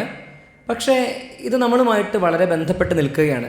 വെറുതെ സിനിമയുടെ കാര്യമോ സമൂഹത്തിൽ എവിടെയോ നടക്കുന്ന ഒരു കാര്യമോ അല്ല ചർച്ച ചെയ്യപ്പെടുന്നത്. ഞാനും നിങ്ങളും അടങ്ങുന്ന എല്ലാവർക്കും എപ്പോഴും അനുഭവിക്കേണ്ടി വരുന്ന പല കാര്യങ്ങളുമാണ് ഇവിടെ ചർച്ച ചെയ്യപ്പെടുന്നത്. ഞാൻ ഈ സംഭാഷണത്തിൻ്റെ തുടർച്ചയിലേക്ക് തന്നെ മടങ്ങിപ്പോവുകയാണ്. സാറ് ഒരുപാട് കാര്യങ്ങൾ സിനിമയുമായി ബന്ധപ്പെട്ട് പറഞ്ഞു. മലയാള സിനിമയുടെ ചരിത്രവുമായി ബന്ധപ്പെട്ട് ജാതി എങ്ങനെ സിനിമയിൽ ആലേഖനം ചെയ്യപ്പെട്ടു എന്ന് അദ്ദേഹം പറഞ്ഞു. പുഴു എന്നുള്ള സിനിമയിലേക്ക് മടങ്ങി വരണമെന്ന് എനിക്ക് വീണ്ടും തോന്നുകയാണ്. കാരണം പുഴു തന്നെ ആയിരിക്കാം ഒരുപക്ഷെ ഇതിൻ്റെ ചർച്ചാ കേന്ദ്രമെന്ന് തോന്നിപ്പോകുന്നു. അതിൽ ഞാൻ കാണുന്ന ഒരു കാര്യം എന്ന് പറയുന്നത്, നമുക്കെല്ലാവർക്കും സ്വീകാര്യനായ ഒരു പ്രമുഖ നടനെ, ഇതുവരെ നമ്മൾ നായകനായി സങ്കല്പിച്ച ഒരു പ്രമുഖ നടനെ, അയാളുടെ കഥാപാത്രത്തെക്കുറിച്ചല്ല ഞാൻ പറയുന്നത്, നടനെ തന്നെ ഒരു കേന്ദ്ര കഥാപാത്രമാക്കിക്കൊണ്ട്, ഇനി കേന്ദ്രം എന്നുള്ള വാദം ഞാൻ അറിയാതെ പറഞ്ഞാണ്, കേന്ദ്രമുണ്ടോ എന്നുള്ളത് അടുത്ത ചോദ്യമുണ്ട് സിനിമയ്ക്കകത്ത്. എന്തായാലും ആ പ്രമുഖ നടനെ ഇതിനകത്ത് വില്ലൻ സ്ഥാനത്ത് കൊണ്ടുവരികയാണ്. അപ്പം ഇതുവരെ നമ്മൾ കണ്ട ഈ മങ്കരശ്ശേരി നീലകണ്ഠന്മാരെയും വരിക്കാശ്ശേരി മനകളെയും ഒക്കെ മറികടക്കാൻ വേണ്ടി അതേ ടൂളുകൾ ഉപയോഗിച്ചു എന്ന് എനിക്കൊരു തോന്നലുണ്ടായി. സിനിമയുടെ പശ്ചാത്തല സംഗീതത്തെ പറ്റി ആലോചിക്കുന്ന സമയത്ത് ശാസ്ത്രീയ സംഗീതമാണ് സിനിമയുടെ പശ്ചാത്തലമായിട്ട് മിക്കപ്പോഴും പോകുന്നത്. ആ സിനിമയുടെ വിഷ്വൽ മിക്കതും നിലനിൽക്കുന്നത് ഈ സവർണ തലങ്ങളിൽ തന്നെയാണ്. പക്ഷേ ഇതെല്ലാം അതിൻ്റെ വിമർശനാത്മക തലത്തിലേക്ക് സിനിമയുടെ അവസാനത്തിലെത്തുമ്പോൾ നിൽക്കുന്നതായിട്ടാണ് തോന്നുന്നത്. ഇതുവരെ നമ്മൾ കൊള്ളാം എന്ന് പറഞ്ഞിരുന്നതെല്ലാം കൊള്ളില്ലല്ലോ എന്ന് പറയുന്നത് പോലെ സിനിമ തോന്നിപ്പിച്ചു എന്ന് എനിക്ക് തോന്നി. സിനിമയെപ്പറ്റി ചോദിച്ചാണ്. പക്ഷേ സിനിമയ്ക്ക് അകത്തും പുറത്തുമായിട്ട് നിൽക്കുന്ന ഈ പറയുന്ന പിന്നെ അരികവൽക്കരണം, അതെങ്ങനെയാണ് ഒരു സിനിമ പ്രവർത്തകൻ എന്ന നിലയ്ക്ക് നിങ്ങൾക്ക് തോന്നിയിട്ടുള്ളത്? സിനിമയിലേക്ക് ഒരു പക്ഷേ അത്ര എളുപ്പത്തിൽ കടന്നു വന്ന ഒരാളായിരിക്കണമെന്നില്ല താങ്കളെന്ന് ഞാൻ വിശ്വസിക്കുകയാണ്. ആ വഴി അതിനകത്ത് സിനിമയുടെ അകത്തും പുറത്തും, സിനിമയുടെ വിഷ്വൽ ഇഫക്റ്റിനകത്തും അതിന് പുറത്തുമൊക്കെയുള്ള ഈ മാർജിനലൈസേഷനെ പറ്റിയിട്ട് ഒന്ന് സംസാരിച്ചിരുന്നെങ്കിൽ, ആ അറിവ് കൂടി പങ്കുവച്ചിരുന്നെങ്കിൽ നന്നായിരുന്നു തോന്നുകയാണ്. നിങ്ങൾക്കൊക്കെ ഇൻട്രസ്റ്റ് ഉണ്ട് ഇതൊക്കെ കേൾക്കാൻ, എനിക്കത് മനസ്സിലാവുന്നില്ല. അതുകൊണ്ടാണ് പുള്ളി എന്താ ചോദിച്ചതെന്ന് വെച്ചാൽ, എന്നെപ്പോലത്തെ ഒരാൾക്ക് ഇത് ജാതിയൊക്കെ പറയുന്നൊരു സിനിമ ചെയ്യുന്ന ഒരാൾ സിനിമ ചെയ്യാൻ, സിനിമയിലേക്ക് എത്താൻ എന്തൊക്കെ പ്രതിസന്ധികൾ ഉണ്ടായിട്ടുണ്ട്, അതിന് അത്ര എളുപ്പമായിരുന്നോ, ഇതൊക്കെയല്ലേ ചോദിക്കുന്നത്? അതായത് ഈ ഉണ്ടയും പുഴുവൊക്കെ ചെയ്ത ഒരാളെന്ന അർത്ഥത്തിൽ എനിക്ക് ഇങ്ങനെ സിനിമ ചെയ്യാൻ സന്ദർഭം കിട്ടാൻ വേണ്ടി തടസ്സങ്ങൾ ഒരുപാട് ഉണ്ടായിട്ടുണ്ടോ, എങ്ങനെയായിരുന്നു ആ യാത്ര, ഇതല്ലേ ചോദിക്കുന്നത്? ഞാൻ സിനിമ ചെയ്യണമെന്ന് വിചാരിച്ചിട്ട് എറണാകുളത്ത് പോയതിൻ്റെ 12ാമത്തെ വർഷമാണ് ഉണ്ടിറങ്ങുന്നത്.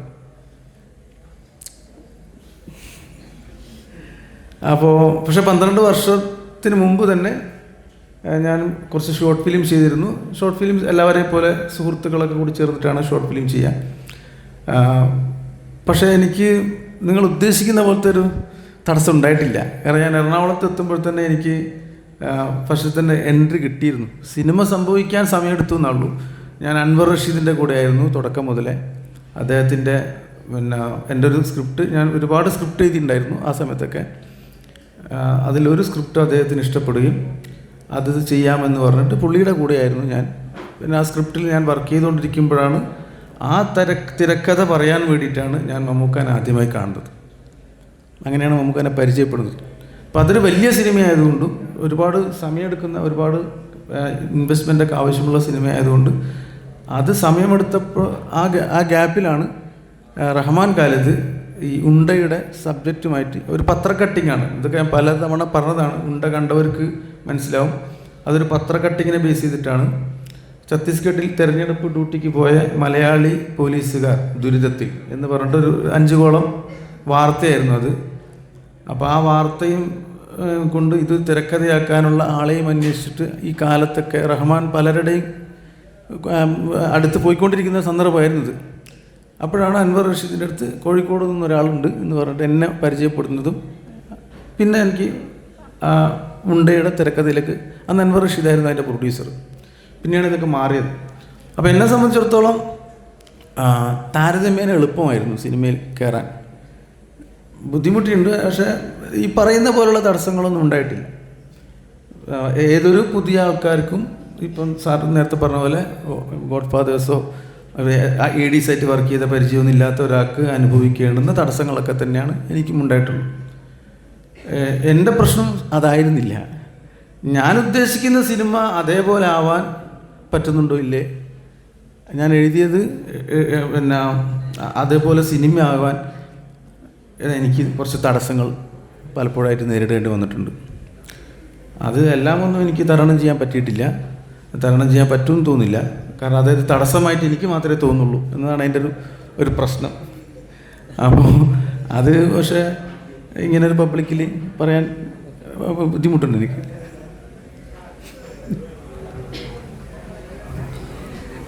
സാറ് പറഞ്ഞ സമയത്ത്, സിനിമ പുഴുവിനെ പറ്റി പറഞ്ഞ സമയത്ത് പറഞ്ഞു ഒരു ഇൻക്ലൂഷനെ സംബന്ധിക്കുന്ന വിഷയം ചർച്ച ചെയ്യുന്ന സിനിമയാണ് പുഴുവെന്ന്. അപ്പോൾ എനിക്ക് തോന്നുന്നത് ഞങ്ങൾ ഒരുപാട് നേരം കുറേ വിഷയങ്ങളെപ്പറ്റി ചർച്ച ചെയ്യുന്നതിൽ വലിയൊരു കഴമ്പില്ല എന്നാണ് നമുക്ക് ഫീൽ ചെയ്യുന്നത്. അതുകൊണ്ട് ഈ ചോദ്യങ്ങൾ ഓഡിയൻസിലേക്ക് കൊടുക്കാമെന്ന് കരുതുകയാണ്. പുതിയ ജനറേഷനാണ്, നിങ്ങൾ സിനിമകളെയൊക്കെ സസൂക്ഷ്മം നോക്കിക്കാണുന്ന ആളുകളാണ്. സിനിമ മാത്രമല്ല മറ്റെല്ലാ സാമൂഹ്യ മാധ്യമങ്ങളും നന്നായി കൈകാര്യം ചെയ്യുന്ന ആളുകളാണ്.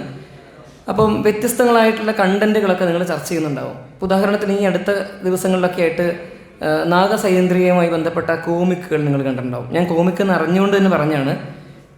ഇതിനകത്തൊക്കെ ഇത്തരത്തിലുള്ള അനേകം സന്ദർഭങ്ങളിൽ ജാതി പല വിധത്തിൽ കടന്നു വരുന്നുണ്ട്. എപ്പോഴെങ്കിലും നമ്മൾ അതിനെപ്പറ്റി ആലോചിച്ചിട്ടുണ്ടെന്ന് അറിയില്ല. നിങ്ങളുടെ ചോദ്യങ്ങൾ ആവാമെന്ന് കരുതുന്നു. ഈ 2 വ്യക്തികളോടും നിങ്ങൾക്ക് ധാരാളം ചോദ്യങ്ങൾ ചോദിക്കാനുണ്ടാവുമെന്ന് ഞാൻ കരുതുകയാണ്. ആ ചോദ്യങ്ങളിലേക്ക് വരാം.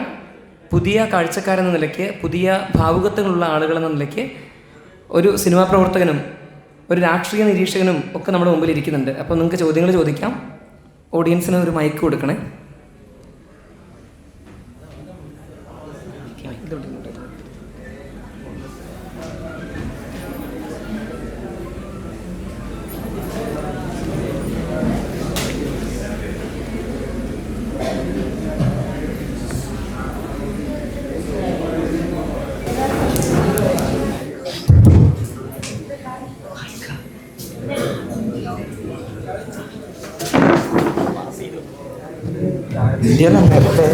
എന്നാടാ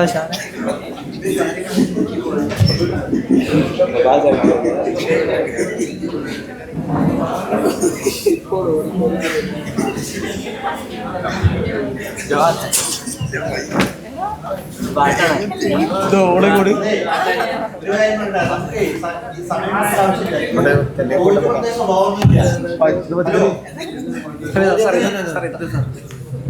ഈ ചോദ്യത്തിന് പ്രത്യേക സ്വഭാവമൊന്നുമില്ല. നമ്മൾക്ക് ചോദ്യത്തെക്കുറിച്ച് നമ്മൾ കുറേ തെറ്റിദ്ധാരണ, ചോദ്യം ഇങ്ങനെയൊക്കെ എന്താ പറയുക, വളരെ അച്ചടി ഭാഷയിൽ അവസാനം ചോദിച്ചിട്ട് അങ്ങനെയൊന്നുമില്ല. അങ്ങനെയൊന്നും നമുക്ക് ചിലപ്പോൾ 2 വാക്കായി ചോദിക്കാനുള്ളത്.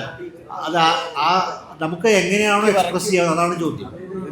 അങ്ങനെ അത് ചിലപ്പോൾ അതിൻ്റെ സ്റ്റേറ്റ്മെൻ്റ് ആയിരിക്കാം, ചിലപ്പോൾ തോന്നലായിരിക്കാം. അത് എനിക്ക് തോന്നുന്നു നമ്മുടെ ജനാധിപത്യ സംവിധാനം നമുക്ക് ചോദിക്കാനുള്ള സംവിധാനം എന്തായാലും ഇവിടെ ഇരിക്കുന്ന 3 പേർക്ക് അതിന് പ്രശ്നം ഉണ്ടാവും എനിക്ക് തോന്നുന്നില്ല. അപ്പോൾ വേറെ ആൾക്കാർ അടൂരിനോട് ചോദിച്ചെനിക്കറിയില്ല, ചില ചോദ്യം ചോദിക്കിട്ടുണ്ടെന്നേക്കാം. പക്ഷെ ഇവിടുത്തെ ആൾക്കാരെ പ്രശ്നം വഴിയില്ല. അതുകൊണ്ട് നിങ്ങൾക്ക് ഇഷ്ടം പറയാം. ഹലോ,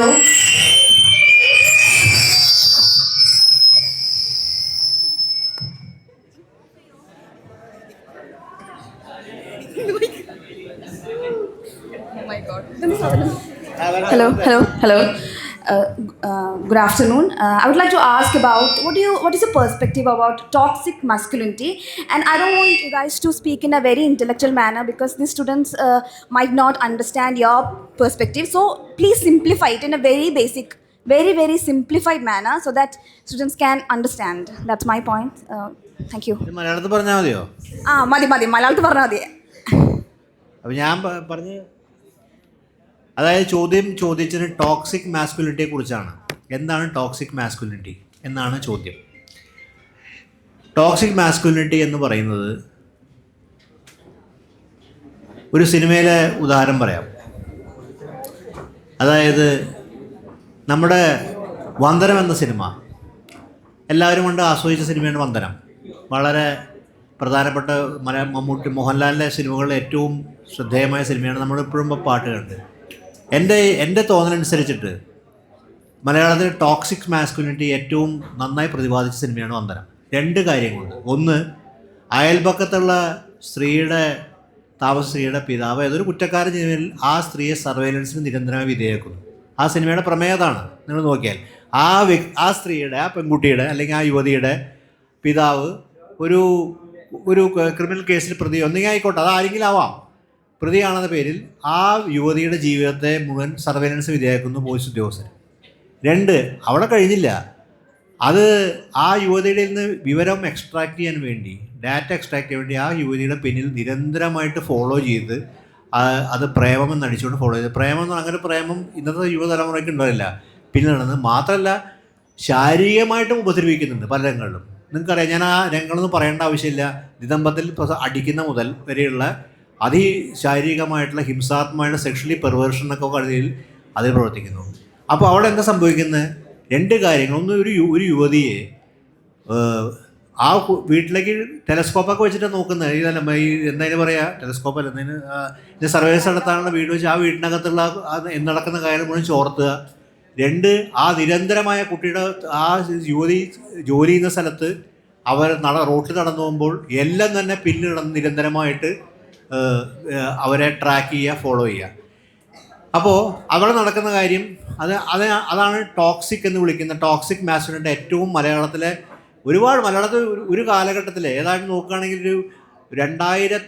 ഒരു 2005 വരെയുള്ള സിനിമകൾ ടോക്സിക് മാസ്കുലിനിറ്റി നോർമലാണ്. നമുക്ക് മനസ്സിലായപ്പോൾ നിരന്തരമായിട്ട് പെൺകുട്ടികളുടെ നമുക്കറിയാം, നമ്മുടെ ഗാന ചിത്രീകരണം എന്താണ്, നമ്മുടെ മലയാളത്തിലെ പ്രസിദ്ധമായ ഗാന ചിത്രീകരണം എന്ന് പറഞ്ഞാൽ അത് നമ്മുടെ എവിടെ തുടങ്ങി, 60കളിലൊക്കെ തന്നെ തുടങ്ങുന്ന ഗാന ചിത്രീകരണത്തിനെങ്കിൽ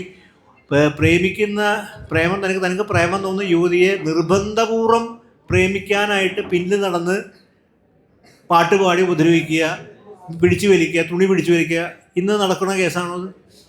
അപ്പോൾ ഇത് അതായത് വളരെ ഹിംസാത്മകം. അപ്പോൾ നമ്മളത് ടോക്സിക്കാണ് മനസ്സിലായ കാര്യം. നമുക്കത് ഹിംസാത്മകമാണ് തിരിച്ചറിയാനുള്ള ബോധം നല്ല കാര്യം. ഇന്ന് നമുക്ക് ടോക്സിക്കാണ് നമുക്ക് മനസ്സിലാവും. കാര്യം അതിൻ്റെ അകത്ത് ഒരു തരത്തിലുള്ള ഒരു സമത്വത്തിൻ്റെ, ഞാൻ പറഞ്ഞ സ്പർശമല്ല, സമത്വത്തിൻ്റേതായോ ഒരു സ്നേഹത്തിൻ്റെ സ്പർശമൊന്നുമില്ല. നിർബന്ധപൂർവ്വം പിടിച്ചു വലിക്കുക ചെയ്യുന്നത്. അപ്പോൾ അതാണ് വന്ദന സിനിമകൾ എല്ലാവരും കണ്ടിരിക്കുന്നു. ടോക്സിക് മാസ്കുലിനിറ്റി ഇത് മാത്രമല്ല. ടോക്സിക് മാസ്കുലിനിറ്റി എന്ന് പറയുന്ന സമയത്തിൽ വെർബൽ വയലൻസ് ഉണ്ടാവാം. വെർബലായിട്ടുള്ള രീതിയിലുള്ള അതിക്രമങ്ങൾ ഭാഷ ഉപയോഗിച്ചുകൊണ്ട് നമ്മുടെ വളരെ എന്താ പറയുക നിഷേധാത്മക രീതിയിൽ വരും. അതെങ്ങനെയായിരിക്കും? ടോക്സിക് മാസ്കുലിനിറ്റി പ്രധാനമായിട്ട് സ്ത്രീയുടെ ശരീരം ഒരു അധിക്ഷേപിക്കാനുള്ള വസ്തുവായിട്ടാണ് ഈ മാസ്കുലിനിറ്റി വരുന്നത്. സ്ത്രീയുടെ ശരീരം പല രീതിയിലായിരിക്കാം. സ്ത്രീയുടെ ശരീരം അധിക്ഷേപിക്കാനുള്ള, ശരീരത്തിൻ്റെ ഘടനയെക്കുറിച്ച്, ശരീരത്തിൻ്റെ ഇതിനെക്കുറിച്ച് നമ്മൾ ഉപയോഗിക്കുന്ന വാക്കുകളിലെല്ലാം തന്നെ അത് പ്രയോഗിക്കപ്പെടും. ഇന്നും അത് ഒരുപക്ഷെ ജനറേഷൻ സിയും ഇത്തരം പ്രയോഗം നടത്തുന്നത്. പക്ഷേ അതിൻ്റെ അകത്ത് ഞാൻ പലപ്പോഴും ശ്രദ്ധിച്ചുള്ള കാര്യം വെച്ചിട്ടുണ്ടെങ്കിൽ തിരിച്ചും പെൺകുട്ടികളും ആൺകുട്ടികളും അത് അങ്ങനെ ആ പ്രതത്തിനെ ഒരു വളരെ നിഷ്ഠൂരമായി ആക്രമിക്കുന്ന പാത്ത വേറെ രീതിയിൽ നിന്ന് പെൺകുട്ടി തിരിച്ച് കൈകാര്യം ചെയ്യുന്നത് കണ്ടിട്ടുണ്ട്. അത് ഒരുപക്ഷെ എനിക്കറിയില്ല പുതിയ തലമുറ എങ്ങനെയാണ് അതിനെ ഉൾക്കൊള്ളുന്ന കാര്യം. ഞാൻ ആ ജനറേഷനായിട്ട് വലിയ ഗ്യാപ്പ് എനിക്കുള്ളതുകൊണ്ട് അത് ഒരിക്കലും ഉൾക്കൊള്ളാൻ എനിക്ക് മനസ്സിലാക്കാൻ സാധിച്ചില്ല. ശ്രദ്ധിക്കാറുണ്ട്. കാര്യം നമ്മുടെ ക്യാമ്പസിൽ ഞാൻ ഇടപെടുന്ന കുട്ടികളെല്ലാം നിങ്ങളുടെ തലമുറയിൽപ്പെട്ട ആൾക്കാരാണ്. അപ്പോൾ അവരെങ്ങനെയാണ് ഇടപെടുന്നതൊക്കെ ഞാൻ നോക്കിയിട്ടുണ്ട്. പക്ഷേ ഈ പ്രയോഗങ്ങൾ അവർ നടത്തുമ്പോഴും എനിക്കത് ആ തലമുറയായിട്ടൊരു വലിയ അകൽച്ച എനിക്കുണ്ട്. അതിപ്പോൾ അതുകൊണ്ട് ആ അകൽച്ചയായിട്ട് നിൽക്കട്ടെ. കാര്യം അവരുടെ പോയിട്ട് ഇനി അത് കണ്ടുപിടിക്കേണ്ട ആവശ്യം എനിക്കുണ്ടെന്ന് എനിക്ക് തോന്നുന്നില്ല. പക്ഷെ അതേസമയം തന്നെ ഇതാണ് അതിൻ്റെ ഒരു ഇതുള്ളത്. ഈ ടോക്സിക് മാസ്കുലിനിറ്റി എന്ന് പറഞ്ഞാൽ ഒരു തരത്തിൽ ഉപഭോഗാസക്തമായ ടോക്സിക് മാസ്കുലിനിറ്റി. കാര്യം സ്ത്രീ ഒരു ഉപഭോഗ വസ്തുവാണ്. സ്ത്രീയെ ഇത് വളരെ രസമായിട്ട് ഒരു തരത്തിൽ എന്താ പറയുക, ഞാനിത് പറഞ്ഞ അവസാനിപ്പിക്കും. വ്യക്തമാണോ ടീച്ചർക്ക്? ക്ലാരിറ്റി ഞാൻ പറഞ്ഞു.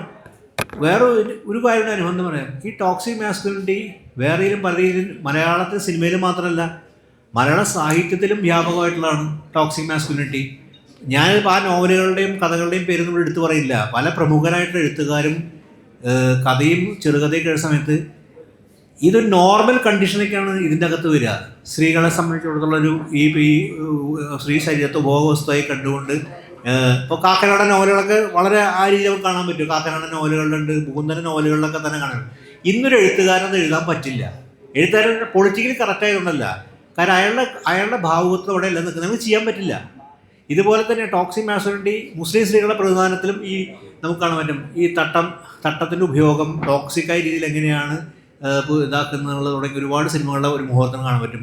തട്ടത്തെ ഏതൊക്കെ രീതിയിലാണ് പ്രതിപാദിച്ചത്. അപ്പോൾ ഇത് ഞാൻ എൻ്റെ വിശദാംശങ്ങളിലേക്ക് പോകുന്നുണ്ട്. അതൊക്കെ ഒരുപക്ഷെ വളരെ പ്രമുഖരായിട്ടുള്ള നമ്മൾ വളരെ പൊളിറ്റിക്കലി ഇടദോഷങ്ങളൊക്കെ നിൽക്കുന്ന ഡയറക്ടർമാരുടെയൊക്കെ സിനിമ, പക്ഷെ അവരത് തിരിച്ചറിയാൻ അവരെ കുറ്റപ്പെടുന്ന കാര്യമില്ല. കാര്യം ഇതൊക്കെ നോർമലായിട്ടുള്ള, അതായത് വളരെ നോർമൽ കണ്ടീഷനിലേക്കാണ് നമ്മൾ മുഴുവൻ മനസ്സിലാക്കി ഉൾക്കൊണ്ടിരുന്നത്. ഇതാണ് ടോക്സിക് മാസ്കുലിനിറ്റി ഞാൻ മനസ്സിലാക്കുന്നത്. ഈ ടോക്സിക് മാസ്കുലിനിറ്റി ടോക്സിക് ആയിട്ടാണ് എല്ലാം. ഇപ്പോൾ പുഴുവിൽ നമ്മൾ നോക്കുകയാണെങ്കിൽ ഈ അതിലെ എന്താ പറയുക, കഥാപാത്രം പുണ്യല്ല എന്താണ്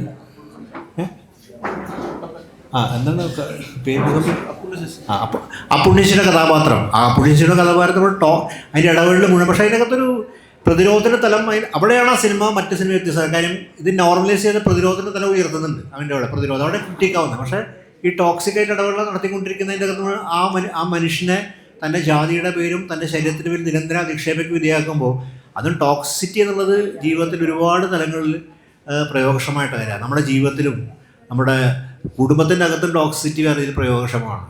കുടുംബത്തിൻ്റെ അകത്തും. അതാണ് എനിക്കതിനെക്കുറിച്ച് പറയാനുള്ളത്. അല്ല, നിങ്ങളൊക്കെ പോവാണോ? ഹലോ, അവിടെ ആൾക്കൂട്ടായി നിൽക്കണ്ട. ഹലോ, ഇവിടേക്ക് മുമ്പിലേക്ക് വരാം. നമ്മൾ ദിവസം നിങ്ങളെപ്പോലെ വിദ്യാർത്ഥി ദിവസം കാണുന്നതാണ്. അതുകൊണ്ട് പുതിയ വേർതിരിവൊന്നും എൻ്റെ അകത്തില്ല. നമ്മളെല്ലാം ഒരുപോലെ തന്നെ. അപ്പോൾ നിങ്ങൾ ചോദിക്കുക, ഹർഷാദിനെ പോലെ ആൾ വിടുന്ന സമയത്ത് എന്നോട് ചോദിക്കുന്നതിനേക്കാൾ നല്ലത് സിനിമയെക്കുറിച്ച് നിങ്ങൾക്ക് അറിയാനുള്ള ചില ആകാംക്ഷ ഉണ്ടാവും. ആ ആകാംക്ഷകളാണ് ഒരുപക്ഷെ രസം. ഉദാഹരണത്തിന് നിങ്ങൾക്ക് മമ്മൂട്ടി എന്നൊരു, ഞാൻ ചോദിക്കാൻ പാടേ ചോദ്യം നിങ്ങൾക്ക് വേണ്ടിയിട്ട്. അല്ല, ഞാൻ നമുക്കുള്ള നിങ്ങളെ പോലെ എനിക്കുള്ള എൻ്റെ ആകാംക്ഷ മമ്മൂട്ടി എന്നൊരു എന്താണെങ്കിലും ഹർഷാദ് മമ്മൂട്ടി രണ്ട് തലം നിൽക്കുന്ന ആൾക്കാരാണ്. ഒരു പുതിയ കടന്നു വരുന്നൊരു സിനാറിസ്റ്റാണ് ഹർഷാദ്. മമ്മൂട്ടി അങ്ങേറ്റത്തെ മലയാളത്തിന് വേണ്ടി എസ്റ്റാബ്ലിഷ്ഡ് അപ്പുറത്തേക്ക് നിൽക്കുന്ന ഒരു ഫിഗർ. അപ്പോൾ അങ്ങനെയോട് ഈ പുഴു എന്ന കഥാപാത്രത്തെ അവതരിപ്പിക്കുമ്പോൾ എങ്ങനെയാണ് മമ്മൂട്ടി അത് ഉൾക്കൊള്ളുകയും അതിനെ അവതരിപ്പിക്കുകയും ചെയ്യുന്നത്? എൻ്റെ ചോദ്യമാണ് നിങ്ങൾക്ക് ചോദിക്കുന്ന ചോദ്യം.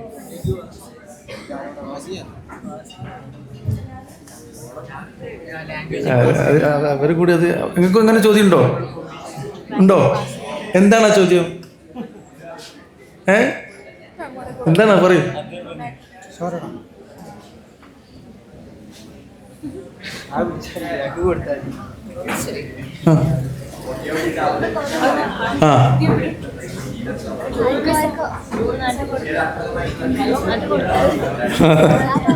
ഇല്ല അമ്മുക്കാനോട് ഞാനിത് പറയുന്നത് ഉണ്ടയുടെ അങ്ങനത്തെ കഥകളായിരിക്കുമല്ലോ നിങ്ങൾക്ക് കേൾക്കാൻ താല്പര്യം അല്ലേ?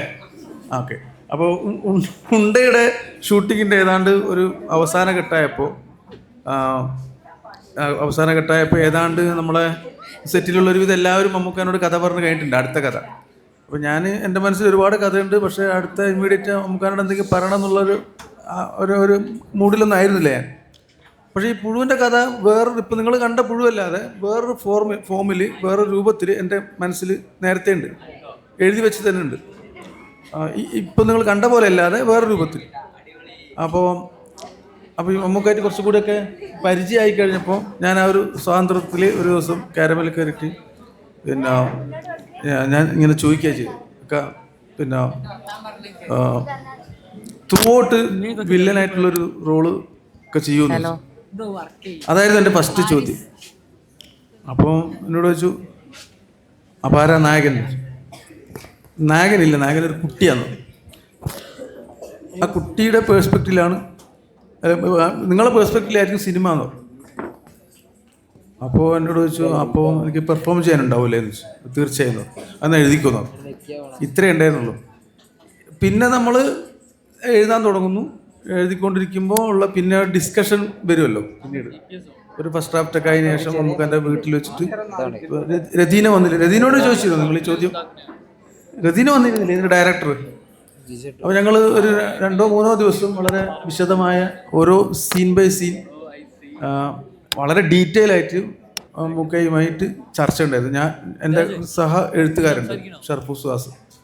അപ്പോൾ അവരും ഞാനും രതീനയും മമ്മൂക്കയും കൂടിയിട്ടുള്ള ചർച്ച ഉണ്ടായിരുന്നു. അതിൽ നിങ്ങളിപ്പോൾ കണ്ട് മമ്മൂക്ക ഇങ്ങനെയൊക്കെ ചെയ്യുമോ എന്ന് നിങ്ങൾ അത്ഭുതപ്പെടുന്നോ അല്ലെങ്കിൽ സാധ്യതയില്ല എന്നൊക്കെ പറയുന്ന, അല്ലെങ്കിൽ മമ്മൂക്കാനെ ഞാൻ പറ്റിച്ചതാണെന്ന് എന്നെ തെറി പറയുന്ന ആൾക്കാർ പറയുന്ന സീനുകളൊക്കെ മമ്മൂക്കാനെ ഞാൻ പറ്റിച്ചെന്നൊക്കെയാണ് പറയുന്നത്. നമുക്ക് ബുദ്ധിയില്ലാത്തവരും ഞാൻ ബുദ്ധിയുള്ളൂ എന്നുള്ള അർത്ഥത്തില വിമർശനം. ഇതെല്ലാ വിഷയങ്ങളും എല്ലാ സീനുകളും ഷോട്ട് ബൈ ഷോട്ട് വളരെ ഡീറ്റെയിൽ ആയിട്ട് ഇതിൻ്റെ പിന്നാമ്പുറ കഥകളും ഇത് എന്തിൻ്റെ റെഫറൻസ് ആണെന്നും എല്ലാം വളരെ വിശദമായിട്ട് ചർച്ച ചെയ്തിട്ട് തീരുമാനിച്ചിട്ട് തന്നെയാണ് ഇതിൻ്റെ ഷൂട്ടിങ് തുടങ്ങിയത്. അപ്പോൾ അത് പിന്നെ നിങ്ങൾ എന്തെങ്കിലും ഒരു സ്പെസിഫിക് സീനൊക്കെ ചോദിച്ചാൽ ഞാൻ പറഞ്ഞുതരാം. പൊതുവായിട്ട് എനിക്ക് ഇത്രേ പറയാനുള്ളൂ. കാരണം വെച്ചാൽ നമുക്ക് വളരെ ഇഷ്ടത്തോടു കൂടിയിട്ട് തനിക്ക് പെർഫോം ചെയ്യാനുണ്ടാവും എന്ന് നല്ല ധാരണ നമുക്കൊക്കെ പെട്ടെന്ന് മനസ്സിലാവും. നമ്മളൊരു ഐഡിയ പറയുമ്പോൾ അതിൽ പുള്ളിക്കുള്ള സാധ്യതകൾ വേഗം മനസ്സിലാവും. ഇപ്പോൾ നിങ്ങൾ കളങ്കാവലിനെ കുറിച്ച് കേട്ടില്ലേ? ആദ്യം ആ പോലീസ് ഓഫീസർ റോളായിരുന്നു വന്നത്. പക്ഷേ മറ്റേ ഈ വില്ലൻ്റെ റോളാണ് സാധ്യത എന്ന് മനസ്സിലാക്കിയിട്ട് അത് തേടി പിടിക്കുന്ന, അത് മമ്മൂക്കാൻ്റെ ഒരു പ്രത്യേകതയാണ്. ആ അർത്ഥത്തിലായിരിക്കാം നമുക്കിത് എൻ്റെ അടുത്ത് ഓക്കെ പറഞ്ഞത്. അപ്പോൾ അതിൽ സ്വീകാര്യതയുമുണ്ട്, തെറിവിളുകളും ഉണ്ട് അല്ലേ? അതിന് നിങ്ങൾ രണ്ട് ഞാൻ വിഭിന്നസ് എടുക്കുന്നത് കേട്ടോ. ഇപ്പോൾ ഉണ്ടായ സിനിമയും കണ്ടുണ്ടാവും, നിങ്ങൾ പുഴു കണ്ടാവും. ഇപ്പം മമ്മൂട്ടിയുടെ കഥാപാത്രം തികച്ചും ഞാൻ നിങ്ങൾക്ക് വേണ്ടി ചോദിക്കാത്ത ചോദിക്കണം. എനിക്കറിയാനുള്ള ആഗ്രഹം കൊണ്ടുണ്ട്. അപ്പോൾ നിങ്ങളുടെ പേരിൽ അത് വെക്കും കൂടി ചെയ്യാം എനിക്ക്. അപ്പോൾ തികച്ചും വ്യത്യസ്തമായ 2 റോളുകൾ ആലോചിക്കണം. കാര്യം ഉണ്ടയിൽ മമ്മൂട്ടിയുടെ വേറെ തരം ഒരു മമ്മൂട്ടി ശരിക്കും അതിനൊരു ഒരു ഡോമിനറിങ് നായകനല്ല ഉണ്ടയിലും. അതുകൂടി ഉണ്ട്. മമ്മൂട്ടിയുടെ പതിവ് നായക പരിവേഷം അല്ല ഉണ്ടയിലുള്ളത്. ഉണ്ടയിലും മമ്മൂട്ടി ഒരു വേറെ തരത്തിൽ ഒരു അവസാന കഥാപാത്രം മമ്മൂട്ടിയാകുന്ന നിലയ്ക്ക് ഒരു നായക പൊതുവെ റിസ്ട്രെയിൻഡ് ആയിട്ട് ഒരു സാധാരണ പോലീസ് ഉദ്യോഗസ്ഥന്മാർ ഒരു തരത്തിലുള്ള മമ്മൂട്ടി വയ്ക്കുന്ന ഇൻസ്പെക്ടർ ബൽറാമൊക്കെയാണ് മമ്മൂട്ടിയുടെ പ്രസിദ്ധമായിട്ട് പോലീസ് കഥാപാത്രങ്ങൾ. അതിൽ നിന്നൊക്കെ വ്യത്യസ്തമായിട്ട് ഇതിൻ്റെ അകത്ത് വളരെ റെസ്ട്രെയിൻ ചെയ്ത് വളരെ ഒരു സാധാരണ സർക്കാർ ഉദ്യോഗസ്ഥനെ പോലെ വരുമാനം ഒരു ആളാണ്. എല്ലാ നിയമങ്ങളും പാലിച്ച് എങ്ങനെയാണ് ഒരു ടീമിനെ മാനേജ് ചെയ്യുന്നത് നോക്കുന്ന ആൾ. അപ്പോൾ അങ്ങനെ ഒരു കഥാപാത്രം. അതിനകത്ത് വേറെ ഹ്യൂമറിൻ്റെ സ്ഥലങ്ങളൊക്കെ ഉണ്ട്. അതിന് എൻ്റെ ഡിഫറൻ്റാണ് ഹർഷദ് പിന്നെ എഴുതുന്ന കഥാപാത്രം. ഒരു തരത്തിലും ബന്ധമില്ലാത്ത കഥ. മറ്റാണ് തികച്ചും ഈ എനിക്ക് ആ കഥാപാത്രത്തിൻ്റെ പ്രത്യേക കോഴിക്കാഴ്ചയുണ്ട്. ഈ കളങ്കാവൽ സമയത്ത് ഞാൻ പറയുകയും ചെയ്യുന്നത് മമ്മൂട്ടി പക്ഷേ പുഴുവിലാണ് ഇത് എക്സ്പെരിമെൻ്റ് ചെയ്യുന്നത് ഈ സാധനം. അതായത് ഉള്ളിൽ എങ്ങനെയാണ് ഈ വിഷം വെച്ചിട്ട് ഇതാക്കാൻ പറ്റുക. അത് മമ്മൂട്ടി ഒരിക്കലും ഈ വളരെ പ്രകടനാത്മകമായ സ്വഭാവമുള്ള നടനാണ്. വളരെ എക്സ്പ്രഷൻ വളരെയധികം കാണിക്കുന്നു. എല്ലാവരും മമ്മൂട്ടിക്ക് പറഞ്ഞു എക്സ്പ്രഷൻ കൊണ്ടുവരും എല്ലാ രീതിയിലും. ഇപ്പോൾ എന്താ പറയുക, പഴയ ഇപ്പോൾ ചില ഡയറക്ടർ ഇപ്പോൾ എടുക്കുകയാണെങ്കിൽ നമുക്ക് നോക്കുകയാണെങ്കിൽ ഇപ്പോൾ സുകുമാരനെ പോലെ പഴയ ചില അത്ര എക്സ്പ്രസീവായി പോകണമെന്നില്ല. ഇത് വളരെ എക്സ്പ്രസീവായിട്ടൊക്കെ വരും. പക്ഷെ ആ തീരെ എക്സ്പ്രസീവ് അല്ലാത്ത അങ്ങനെ എക്സ്പ്രഷൻ്റെ ഒരാൾ ഇതിനകത്ത് സ്വയം ഉള്ളിലേക്ക് വല്ലാതെ വലിയുന്നുണ്ട്. ഈ ഉള്ളിലുള്ളതാണ് ആ ദേഷ്യം ഉള്ളിലാണ് ഇങ്ങനെ വെക്കുന്നത്. അത് വരുന്നൊരു മുഹൂർത്തമാണ് ഈ പാർവതിയെ അടിക്കുന്നൊരു മുഹൂർത്തം അതിൻ്റെ അകത്ത്. അപ്പോൾ ഈ കഥാപാത്രം ഇങ്ങനെ ചെയ്യുന്ന സമയത്ത് ഉണ്ട കഴിഞ്ഞ് പറയുന്ന സമയത്ത് ഈ കഥാപാത്രത്തെ മുന്നിട്ട് പറയുമ്പോൾ ഇങ്ങനെ വില്ലൻ എന്ന് പറയുന്ന കാര്യം ഉപരിയായിട്ട് ഈ വില്ലൻ്റെ സ്വഭാവം അയാൾക്ക് ഒരു പ്രത്യേക ഒരു ജാതി പശ്ചാത്തലമുണ്ട്. അയാൾക്ക് അതിന് മുമ്പ് ഒരു തൊഴിൽപരമായ പശ്ചാത്തലമുണ്ട്. പിന്നെ ഇപ്പോൾ ഒരു ബിസിനസ്സുകാരനാണ്.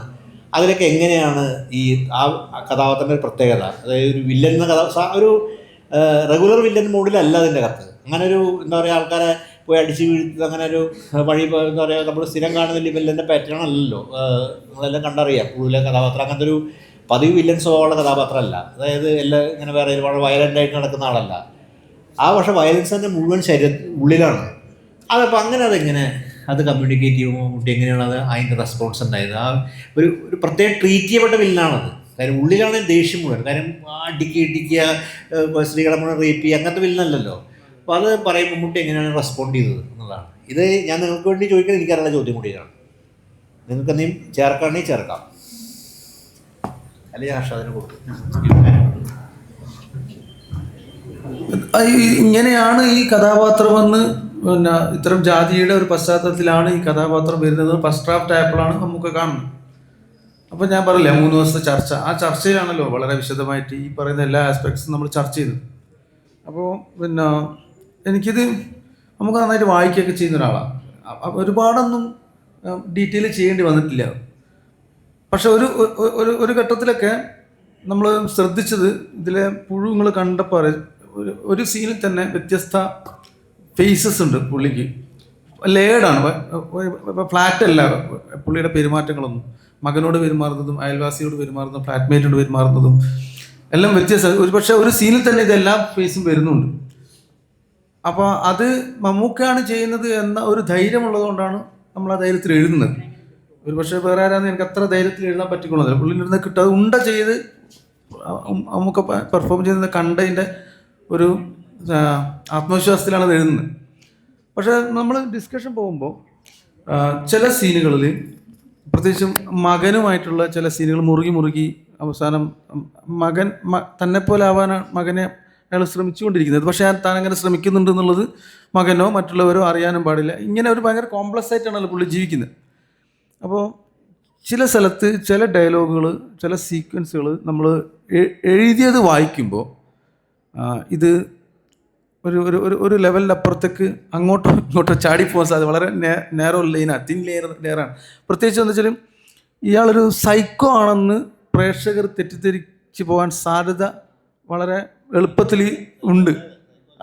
അത് സൈക്കോ ആവരുത് എന്നതിൻ്റെ മേലെയാണ് ഞങ്ങളുടെ ചർച്ചയുടെ അധിക സമയം കടന്നത്. കാരണം വെച്ചാൽ അതിനെക്കുറിച്ച് നല്ല ബോധം നമുക്കൊണ്ടായിരുന്നു, ഞങ്ങൾക്ക് എല്ലാവർക്കും ഉണ്ടായിരുന്നു. കാരണം വെച്ചാൽ ഇത് അപ്പം എന്താ വെച്ചാൽ ഇത് നമുക്കങ്ങനെ പറഞ്ഞ് ഡെലിവറി ചെയ്ത് നമുക്ക് ചർച്ച കേൾപ്പിച്ചിരുന്നു ചെയ്യില്ല. അത് നമുക്കങ്ങനെ ചോദിക്കാനുള്ള ധൈര്യമില്ല, നിങ്ങളതൊന്ന് കേൾപ്പിച്ചിരുന്നു, അതിന് മാത്രം ഞാനായിട്ടില്ല. പക്ഷേ ഇത് നാളെ ഷൂട്ടിംഗ് സമയത്തായിരിക്കും പുള്ളി ഇത് പറയാൻ പോകുന്നത് നമുക്കറിയാം. ഇപ്പം എങ്ങനെ പറയുന്നത് കണ്ടറിയാൻ പറ്റില്ല. അപ്പോൾ ഞാൻ എഴുതിയ ഡയലോഗാണെങ്കിലും അത് ഡെലിവറി ചെയ്യുമ്പോൾ അത് സൈക്കോ ആയി മാറാം. നിങ്ങൾ മനസ്സിലാവുന്നുണ്ടോ ഞാൻ പറയുന്നത്? അതായത് ഞാനൊരു നല്ല അച്ഛനല്ലേ, അതിലൊരു സീനുണ്ട്, വൈറ്റ് കിങ് കാണാതെ വൈറ്റ് കിങ് കൊടുക്കുന്ന ഒരു സീനുണ്ട്. അപ്പോൾ ഇപ്പോൾ കണ്ടില്ലേ, എന്നെ എക്സാക്റ്റ് ഡയലോഗല്ല ഞാൻ പറഞ്ഞത്, എനിക്ക് പറഞ്ഞു തരാൻ എനിക്കൊരച്ഛനുണ്ടായിരുന്നു, അതുകൊണ്ട് അച്ഛൻ നന്നായി, അതല്ലേ അച്ഛൻ മകൻ നിന്നോട് ഞാൻ ചെയ്യുന്നുള്ളൂ എന്ന് പറഞ്ഞിട്ട് ഇപ്പോൾ കണ്ടില്ലേ വൈറ്റ് കിങ് കിട്ടിയില്ലേ എന്നൊക്കെ പറഞ്ഞിട്ടൊരു സീനുണ്ട്. അപ്പോൾ ഈ എഴുതിയ സാധനങ്ങൾ തന്നെ, എഴുതിയ എക്സാക്റ്റ് ഡയലോഗ് തന്നെ പറയുന്ന രീതി മാറിയാൽ അത് സൈക്കോയി മാറും. അപ്പോൾ അതൊരു ഞാണിമ്മക്കളിയാണ്. അത് നമ്മുടെ ഒരു കോൺഫിഡൻസ്, ധൈര്യം എന്ന് പറയുന്നത് അത് മമ്മൂക്ക ചെയ്യും, അത് പാളില്ല എന്ന ഉറപ്പാണ് നമുക്കുണ്ടായിരുന്നത്. അപ്പോൾ അതങ്ങനെ തന്നെ സംഭവിക്കുകയും ചെയ്തു. കാരണം അത്തരം ചില റിസ്ക് ഈ സിനിമക്ക് ഉണ്ട്. അപ്പോൾ അങ്ങനെയല്ല, അതത്രയും അദ്ദേഹം ഉൾക്കൊണ്ടുണ്ട്, ഞങ്ങളെല്ലാവരും ഉൾക്കൊണ്ടുണ്ട്, ഡയറക്ടർ ഉൾക്കൊണ്ട്. അപ്പോൾ ആ അർത്ഥത്തിൽ അതിനെ എക്സിക്യൂട്ട് ചെയ്യണമെന്ന് എല്ലാവരും കൂടി ഒന്നിച്ച് തീരുമാനിക്കുമ്പോഴാണ് സംഭവിക്കുന്നത്. അല്ലെങ്കിൽ പാളിപ്പോയി. ഈ പാളിയിൽ നമുക്ക് മനസ്സിലാക്കാൻ പറ്റില്ല പെട്ടെന്നൊന്നും, പിന്നീട് കുറച്ച് കഴിഞ്ഞാലായിരിക്കും നമുക്ക് മനസ്സിലാവും ഇത് പാളിപ്പോയിട്ടുണ്ട്. അപ്പോൾ ആ ഒരു സൂക്ഷ്മത നമ്മളെ ത്രൂ ഔട്ട് സിനിമ എക്സിക്യൂഷനിലുണ്ടായിരുന്നു. ഞാൻ പറഞ്ഞത് എഴുത്തിൽ മാത്രമല്ല, എഴുത്തിലുള്ള ഡയലോഗ് മാത്രം എടുത്തു കഴിഞ്ഞാൽ അത് ഒരാൾ പറയണമല്ലോ. അപ്പം അങ്ങനെ പാളിപ്പോയ സിനിമകളുണ്ട് പലപ്പോഴും. അത് ഒരു സിറ്റുവേഷൻ വെച്ചിട്ട് ചിലപ്പോൾ പാളിപ്പോവും. കാരണം സൈക്കോ ആയിപ്പോയാൽ അതൊരു ഒരു സൈക്കോയുടെ പിന്നെ ലീലാവിലാസങ്ങൾ മാത്രമായി പോകും. അങ്ങനെ ആവരുത്. ഇയാളൊരു നോർമൽ മനുഷ്യനായിരിക്കണം, ഇയാൾ സുന്ദരനായിരിക്കണം, ഇയാൾ നഗരമധ്യത്തിലുള്ളതായിരിക്കണം, അയാളുടെ ആക്ടിവിറ്റീസൊക്കെ നമുക്ക് പരിചയമുള്ളതായിരിക്കണം. അല്ലാതെ അയാൾ ഒരു റിമോട്ട് ഏരിയയിലുള്ള ഭ്രാന്തൻ സ്വപ്നങ്ങളായിട്ട് നടക്കുന്ന, ഭ്രാന്തൻ ചിന്തകളായിട്ട് നടക്കുന്ന ഒരു അപരിഷ്കൃതനാവരുത്. അയാൾ നമ്മളെ ഇടയത്തുന്നുള്ളതായിരിക്കണം. ഇതൊക്കെയാണ് നമ്മൾ നിർബന്ധം. കാരണം ചില മമ്മൂക്കാൻ്റെ രൂപം ഇങ്ങനെ ആയിരിക്കണം, മേക്കപ്പ്. കാരണം നമ്മൾ വിധേയനാണ്. സ്വാഭാവികം ഞങ്ങളെ ചർച്ചയിൽ അധികം വന്നത് വിധേയനെക്കുറിച്ചാണ്. അപ്പോൾ വിധേയനിൽ മമ്മൂക്കാൻ്റെ രൂപം നമുക്ക് എല്ലാവർക്കും അറിയാം. കാണുമ്പോൾ തന്നെ ഒരു വില്ലനാണെന്ന് തോന്നുന്നത്. ഞങ്ങളെ സംബന്ധിച്ചിടത്തോളം അദ്ദേഹത്തെ കാണുമ്പോൾ വില്ലനാണെന്ന് തോന്നരുത്. ഒരു മമ്മൂട്ടിനെ പോലെ ഉണ്ടല്ലോ നമ്മൾ പറയുമ്പോൾ ഉണ്ടാവുന്നൊരു സൗന്ദര്യമില്ലേ. അപ്പോൾ ഒരു കട്ടി മീശയൊക്കെ ഉള്ള, നല്ല മുടിയൊക്കെ ചീക്കി വെളുത്ത കുട്ടപ്പനായിട്ടുള്ള ഒരു മമ്മൂട്ടിയായിരിക്കണം നമ്മുടെ പടത്തിൽ. അയാൾ നഗരവാസിയായിരിക്കണം. അപ്പോൾ അയാളെ ജോലി നമുക്ക് പരിചയമില്ലാത്ത ഒരു ജോലിയൊന്നും ആയിരുന്നു, പോലീസാണ്. രണ്ടിലും പോലീസാണ് ഞാൻ ചെയ്തത്. മമ്മൂക്കാനെ വെച്ച് ഞാൻ എഴുതിയ 2 പടത്തിലും 2 പോലീസാണ്. അപ്പോൾ ഇതൊക്കെയായിരുന്നു നമ്മളെ നമ്മൾ അധികം ശ്രദ്ധിച്ചത് ഇതിലൊക്കെയായിരുന്നു. അപ്പോൾ ഈ പറയുന്ന, അതായത് ഓരോ സീനിൻ്റെ ഉള്ളിലും ഓരോ ഡയലോഗിൻ്റെ ഉള്ളിലും ഇരുന്നിട്ടുള്ള അങ്ങനെ ഒരു ഡിസ്കഷൻ എനിക്കിപ്പോൾ ഒരു സ്വപ്നം പോലെ തോന്നുന്നു. ഒരു ദിവസത്തെ അത്രയും ഡീപ്പായിട്ടുള്ള, കാരണം ഉണ്ടെങ്കിലും അങ്ങനെ ഡിസ്കഷൻ ഒന്നും ഉണ്ടായിട്ടില്ല. അത്രയും ഉണ്ടെങ്കിൽ ഞാനൊരു ഫസ്റ്റ് ഡ്രാഫ്റ്റായി കഴിഞ്ഞിട്ട്, ഫസ്റ്റ് ഡ്രാഫ്റ്റിൽ ഓൾമോസ്റ്റ് ഫൈനൽ ഡ്രാഫ്റ്റായിട്ട് ഞാൻ റഹ്മാനും കൂടി യാത്ര, ഒരു തെലുങ്ക് സിനിമ ചെയ്തില്ല പുള്ളി, യാത്രയുടെ സെറ്റിൽ പോയിട്ട് ആണ് കഥ പറയുന്നത്, ഫുൾ സ്ക്രീൻ പ്ലേ പറയുന്നത്. പിന്നെ ഡിസ്കഷനൊക്കെ ഉണ്ടാവും ഷൂട്ട് ചെയ്യുന്ന സമയത്ത്. ഓരോ സീൻ എടുക്കുന്നതിന് മുമ്പ് നീ ഇതെന്താ ഉദ്ദേശിച്ചത്, അതെന്താ ഉദ്ദേശിച്ചത്, ഈ ഡയലോഗ് കൊണ്ട് എന്താ, അങ്ങനെയൊക്കെ ഉള്ള സംസാരങ്ങൾ. അപ്പോൾ അത് ഓരോ പ്രീ സീൻ്റെ മുമ്പും നമ്മൾ പറയുന്നു, പുള്ളിയുടെ ഡെലിവറി ചെയ്തു. പക്ഷേ പുഴു അങ്ങനെയല്ല. പുഴു ഷൂട്ട് തുടങ്ങുന്നതിൻ്റെ ഒരു മാസം മുമ്പ് തന്നെ ഓരോ ഡയലോഗും ഞങ്ങൾ പറഞ്ഞ് തറവാക്കിയിട്ടാണ് പോകുന്നത്. അപ്പോൾ അത് അദ്ദേഹമല്ലാത്ത, ഞാൻ മറ്റു നടന്മാരെ ഇകഴ്ത്തി കാണിക്കുന്നില്ല, പക്ഷെ അദ്ദേഹത്തിനോട് ഞങ്ങൾക്കുണ്ടായിരുന്ന സ്വാതന്ത്ര്യം ഉണ്ടല്ലോ, അങ്ങനെയല്ല എന്ന് പറയാനും ഇതെല്ലാം ആ സ്വാതന്ത്ര്യം ഒരു പടം ചെയ്തപ്പോൾ ആണ് എനിക്ക് വരുന്നത്. രതീനൊക്കെ വർഷങ്ങളായിട്ട് അദ്ദേഹത്തെ പരിചയമുണ്ട്. ആ ഒരു ആളെയും കൂടി അറിയുന്നത് കൊണ്ടാണ് നമുക്ക് അത്തരമൊരു സിനിമ മമ്മൂക്കാനെ വെച്ചിട്ട് ചെയ്യാൻ പറ്റുന്നത്. ഒരു ഫ്രഷായിട്ട് ലൊക്കേഷനിൽ വന്ന ഒരു ആർട്ടിസ്റ്റിനെ വെച്ചിട്ട് ചിലപ്പോൾ അത് മമ്മൂക്കാണെങ്കിൽ പോലും ആ സമയത്താണ് വരുന്നതെങ്കിൽ ചിലപ്പോൾ എനിക്കറിയില്ല ഇങ്ങനെ ആവുമോ, കാരണം നമുക്കൊരു ജഡ്ജ്മെൻറ്റ് കിട്ടില്ല. ഇത് ഈ അങ്ങനെ കുറേ ഡയലോഗിൻ്റെ പോർഷനുണ്ട് സിനിമയിൽ.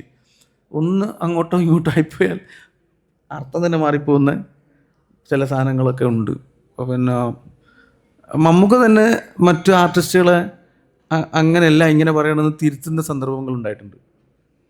പിന്നെ അതല്ല ഉദ്ദേശിച്ചത്, കാരണം മറ്റു ആർട്ടിസ്റ്റുകളൊക്കെ പിന്നെ ജോയിൻ ചെയ്യുന്നതാണ്. പുള്ളി നമ്മൾ സാധാരണ ഇപ്പോഴത്തെ ന്യൂ ജനറേഷൻ സിനിമയിലൊക്കെ എല്ലാ ആർട്ടിസ്റ്റുകളും കൂടെ ഉള്ള പോലെ നേരത്തെ മുതലേ ഡിസ്കഷൻ സ്റ്റേജിൽ മമ്മൂക്ക അങ്ങനെ ഇന്നായ ഒരു പടമാണത്. അപ്പോൾ ഇതാണ് അതുമായി ബന്ധപ്പെട്ട് പറയാനുള്ളത്. ഓക്കെ, മമ്മൂട്ടി കഥ കേട്ട് പോയി തോന്നുന്നു, കുറേ പേര് പോയി. ഏകദേശം നമ്മുടെ സമയമായിട്ടുണ്ടെന്ന് കരുതുകയാണ്. നമുക്ക് ഏതെങ്കിലും ചോദ്യങ്ങൾ ബാക്കിയുണ്ടെങ്കിൽ ആ ചോദ്യങ്ങൾ കൂടി ചോദിക്കാം. കൂട്ടുകാർക്ക് ആർക്കെങ്കിലും എന്തെങ്കിലും ചോദ്യം ചോദിക്കാനുണ്ടെങ്കിൽ. യെസ്, എനിക്കൊരു ക്വസ്റ്റ്യൻ ഉണ്ടായിരുന്നു.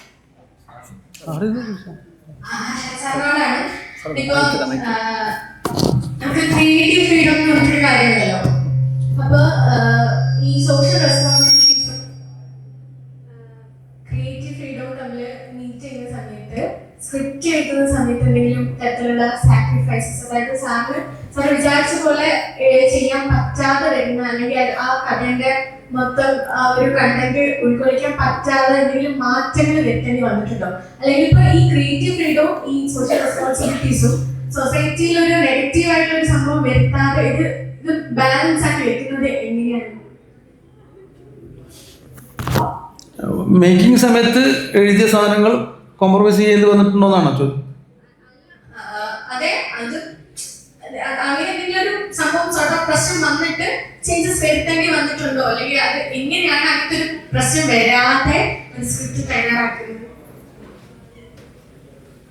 അങ്ങനെ ഒരു അനുഭവം എനിക്കില്ല. ഞാൻ അങ്ങനെ എഴുതിയിട്ട് ഇതൊരു സോഷ്യൽ പ്രശ്നമാവാൻ സാധ്യത ഉണ്ടെന്ന് കണ്ടിട്ട് മാറ്റേണ്ട ഘട്ടം വന്നിട്ടില്ല എനിക്ക്.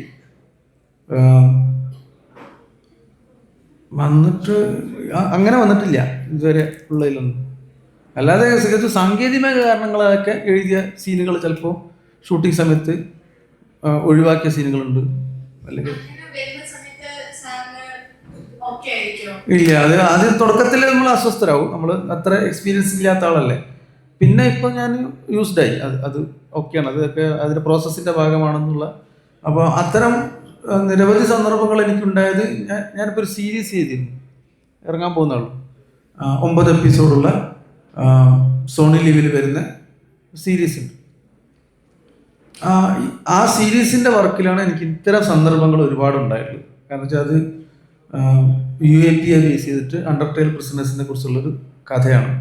അപ്പോൾ അതിൽ ഓരോ സീനുകളും ചെയ്തെടുക്കുമ്പോൾ പലതരം പ്രശ്നങ്ങൾ, എക്സ്റ്റേണൽ ഇൻറ്റേർണൽ പ്രശ്നങ്ങളൊക്കെ ഇങ്ങനെ വന്നു. പിന്നീട് സ്ക്രിപ്റ്റ് ലെവൽ തന്നെ പിന്നെ എഡിറ്റ് ചെയ്യേണ്ടി വന്നിട്ടുണ്ട്, പിന്നെ ഷൂട്ട് ചെയ്ത് കഴിഞ്ഞപ്പോൾ എഡിറ്റ് ചെയ്യുന്നത്, അങ്ങനെ കുറേ സന്ദർഭങ്ങൾ ഉണ്ടായത് അതിലാണ്. മമ്മൂക്ക 2 പടത്തിലും പുഴുവിലൊന്നും ഒന്നും മാറ്റിയിട്ടൊന്നുമില്ല. ഞാൻ പറഞ്ഞു പുഴു അത്രയും ഡീറ്റെയിലായി ചർച്ച ചെയ്തതാണ്. ഉണ്ടയിൽ നമുക്ക് മാറ്റേണ്ടി വന്നിട്ടുണ്ട്.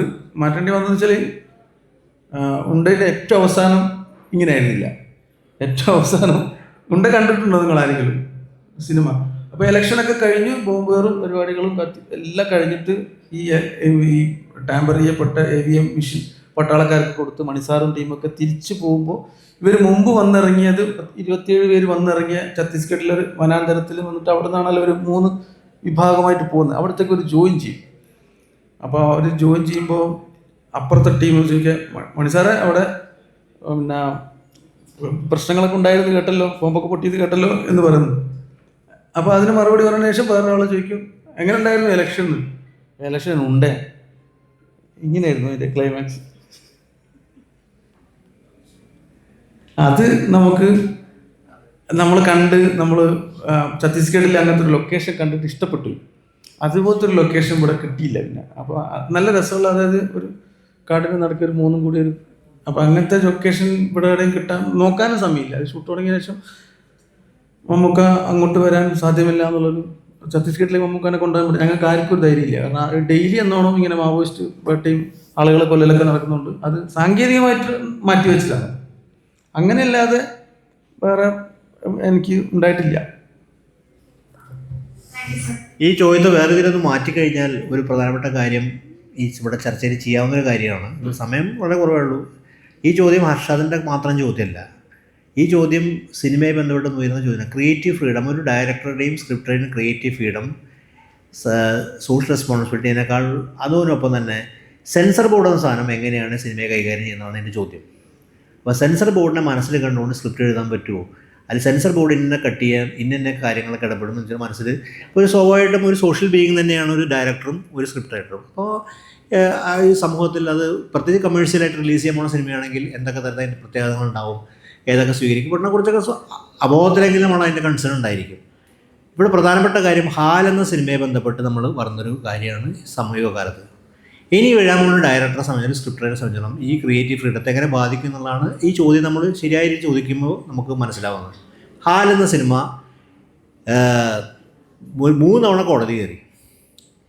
ഹാല സിനിമയിൽ അവസാനം 2 കെട്ടിന് ശേഷം വീണ്ടും കോടതി കാണുകയും അവസാനം സിനിമ റിലീസ് ചെയ്തു. എനിക്ക് റിലീസ് സിനിമയിൽ കാണാൻ പറ്റില്ല, പൊട്ടിയിട്ടുള്ളത് ഞാൻ കാണുന്നു. അപ്പോൾ അതിൻ്റെ അകത്ത് ബീഫ് ബിരിയാണി എന്നുള്ള കാര്യം ഒഴിവാക്കണമെന്ന് ഞാൻ പത്രത്തിൽ വായിച്ചു. എനിക്കതിനെക്കുറിച്ച് അതിൻ്റെ സീനും രംഗങ്ങളും എനിക്ക് കൃത്യമായിട്ട് അറിയില്ല. നമ്മുടെ ജീവിതത്തിൽ, നമ്മുടെ നിത്യജീവിതത്തിൽ, നമ്മുടെ സിനിമകളിലൊക്കെ തന്നെ വളരെ സ്വാഭാവികമായിട്ടും ഇത് അങ്ങനെ വളരെ ബോധവാൻ പറയാതെ തന്നെ ഉപയോഗിച്ചിരുന്ന വാക്കും പ്രയോഗങ്ങളൊക്കെയാണത്. ബിരിയാണി എന്നുള്ള കാര്യം പോലും മലയാളത്തിൽ ബിരിയാണി എന്നൊരു വളരെ സിനിമ സിനിമയ്ക്ക് അഭിപ്രായമില്ല. അപ്പോൾ അങ്ങനെ ചെയ്യുന്നുണ്ട്. ഇനി ഒരു പക്ഷേ ഒരു ഡയറക്ടർ ഒരു സ്ക്രിപ്റ്റ് റൈറ്റർ സമയത്ത് ആ മനസ്സിലേക്ക് ആ ഡയറക്ടറെ സംബന്ധിച്ചിടത്തോളം തന്നെ സ്ക്രിപ്റ്റ് പോലെ ഈ തടസ്സങ്ങളും മുന്നിൽ വന്ന് നിൽക്കും. ആ സിനിമയിൽ ഒട്ടനവധി ഇതുപോലെ തന്നെ ഒരു പ്രണയവിവാഹത്തെ നമ്മളിനി അവതരിപ്പിക്കുന്ന സമയത്ത് നമ്മൾ പല കാര്യങ്ങളും ഒരു ഡയറക്ടർ ആലോചിക്കാൻ നിർബന്ധമാവും. അപ്പോൾ കഴിഞ്ഞ കുറച്ച് കാലമായിട്ട് നമുക്കറിയാം മലയാളത്തിൽ ഇപ്പോൾ ഒരു സിനിമ ഇടുമ്പോൾ ജാനകി എന്ന പേര് ഒരു സിനിമയ്ക്ക് ഇട്ടായിരുന്നു. ഇപ്പോൾ മലയാള സിനിമയുടെ ചരിത്രത്തിൽ നമുക്കറിയാം അനവധി സീതി പല പേരുകളിലും മലയാള സിനിമയുണ്ടായിരുന്നു. പക്ഷേ ജാനകി എന്ന സിനിമ ആ പേരിൽ സെൻസർ ചെയ്യപ്പെടുന്ന സമയത്ത് സെൻസർ ബോർഡ് സെൻസർ സർട്ടിഫിക്കറ്റ് നിശ്ചയിച്ച സമയത്ത് ഒരു പുതിയ ഡയറക്ടർ ഒരു സ്ക്രിപ്റ്റ് റൈറ്റർ പലവട്ടം ആലോചിക്കേണ്ടി വരും. അപ്പോൾ ക്രിയേറ്റീവ് ഫ്രീഡം എന്ന് പറഞ്ഞാൽ സോഷ്യൽ റെസ്പോൺസിബിലിറ്റി അല്ല സത്യത്തിൽ ക്രിയേറ്റീവ് ഫ്രീഡത്തെ ബാധിക്കുന്നത്. എല്ലാവരും സോഷ്യൽ ബീയിങ്ങാണ്, സോഷ്യൽ റെസ്പോൺസിബിളായിട്ടുള്ള ചില കാര്യങ്ങൾ. അപ്പോൾ നമ്മൾക്ക് എന്താ പറയുക, ഇപ്പോൾ വർഗീയമായിട്ടുള്ള കലാപത്തെ പ്രോത്സാഹിപ്പിക്കാൻ വേണ്ടിയിട്ടുള്ള ഒരു ഡയറക്ടർ സിനിമ എഴുതുന്നത് ചിലപ്പോൾ അംഗീകരിക്കപ്പെട്ടേക്കാം. പക്ഷേ ഒരു സോഷ്യൽ വളരെ റെസ്പോൺസിബിളായ ഡയറക്ടർ, സോഷ്യൽ ബീയിങ് ഡയറക്ടർ അത് എഴുതില്ല. കാര്യം അങ്ങനത്തെ അങ്ങനെ അതിൻ്റെ ആവശ്യമില്ല. പക്ഷേ ഒരു രാജ്യത്തെ മോശമാക്കാൻ വേണ്ടി, ഒരു പ്രദേശത്തെ മോശമാക്കാൻ വേണ്ടി മതസ്പർദ്ധ ഒരാൾ ചിലപ്പോൾ അത് അംഗീകരിക്കപ്പെടാം. സെൻസർ ബോർഡ് അതിന് സർട്ടിഫിക്കറ്റ് കൊടുക്കുകയും അത് കാണിക്കുകയും ചെയ്തേക്കാം. അപ്പോൾ ഞാൻ പറഞ്ഞൊരു പോയിന്റ് വെച്ചിട്ടുണ്ടെങ്കിൽ ഒരു ഡയറക്ടറെയോ സ്ക്രിപ്റ്ററെയോ സാമൂഹിക ഉത്തരവാദിത്തമല്ല യഥാർത്ഥത്തിൽ ഈ ക്രിയേറ്റീവ് ഫ്രീഡത്തെ ബാധിക്കുന്നത്. ക്രിയേറ്റീവ് ഫ്രീഡത്തെ ബാധിക്കുന്നത് ഒരു ഡയറക്ടറെയും ഒരു സ്ക്രിപ്റ്ററേയും അതായത് എഴുത്തിൻ്റെയും സർഗാത്മകമായ സ്വാതന്ത്ര്യത്തെ ബാധിക്കുന്നത് സ്റ്റേറ്റ് സെൻസറിലൂടെയും മറ്റും നടന്ന ഇടപെടലാണ്. അല്ലാണ്ട് സാമൂഹ്യ ഉത്തരവാദിത്തമല്ല അയാളെ തടസ്സപ്പെടുന്നത്. ഒരു സ്ത്രീയായാലും പുരുഷനായാലും ഡയറക്ടർ അവരെ സാമൂഹ്യ ഉത്തരവാദിത്തം അവരെ ബാധിക്കില്ല. പക്ഷേ സ്റ്റേറ്റ് സെൻസറിലൂടെ ഏർപ്പെടുത്തുന്ന നിരവധിയായിട്ട് പ്രതിബന്ധങ്ങൾ അത് സിനിമയും സർഗാത്മകതയും ബാധിക്കും. അതാണ് ക്രിയേറ്റീവ് ഫ്രീഡത്തെ എന്നത്തേക്കുമായിട്ട് ബാധിക്കാനും പോകും, തകർക്കാനും പോകും, ക്രിയേറ്റീവ് ഫ്രീഡത്തെ ഞെക്കിക്കൊല്ലാനും പോകും. ആദ്യമേ സിനിമ തന്നെ ഒരു പാവ സിനിമകളായിട്ട് മാറാനും വിദൂര ഭാവിയിൽ സാധ്യതയുണ്ടെന്നാണ് എൻ്റെ തോന്നൽ.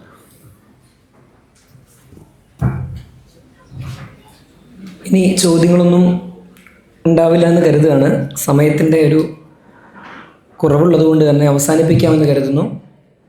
ഒരുപാട് ആഴത്തിലേക്കൊന്നും ഒരുപക്ഷെ ഈ ചർച്ച കടന്നു പോയിട്ടുണ്ടാവണം എന്ന് നിർബന്ധമില്ല. പക്ഷേ അറിയേണ്ടത് പലതും, ചർച്ച ചെയ്യേണ്ട പല കാര്യങ്ങളും ചർച്ച ചെയ്യപ്പെട്ടിട്ടുണ്ട്. ഇത് വിദ്യാർത്ഥികളെ സംബന്ധിച്ചൊരു പുതിയ ഉൾക്കാഴ്ചയ്ക്ക് കാരണമായിട്ടുണ്ടാവും എന്ന് കരുതുകയാണ്. പൊയ്കയിലപ്പച്ചൻ്റെ ഒരു വരി കവിത പറഞ്ഞുകൊണ്ട് നിർത്താം. കാണുന്നില്ലൊരക്ഷരവും എൻ്റെ വംശത്തെപ്പറ്റി, കാണുന്നുണ്ടല്ലോ അനേക വംശത്തിൻ ചരിത്രങ്ങൾ. കാലങ്ങളായി നമ്മൾ കേൾക്കുന്ന 2 വരി കവിതയാണ് ഇത്. ഒരുപക്ഷെ 2 വരി പ്രാർത്ഥന പോലെയാണ്.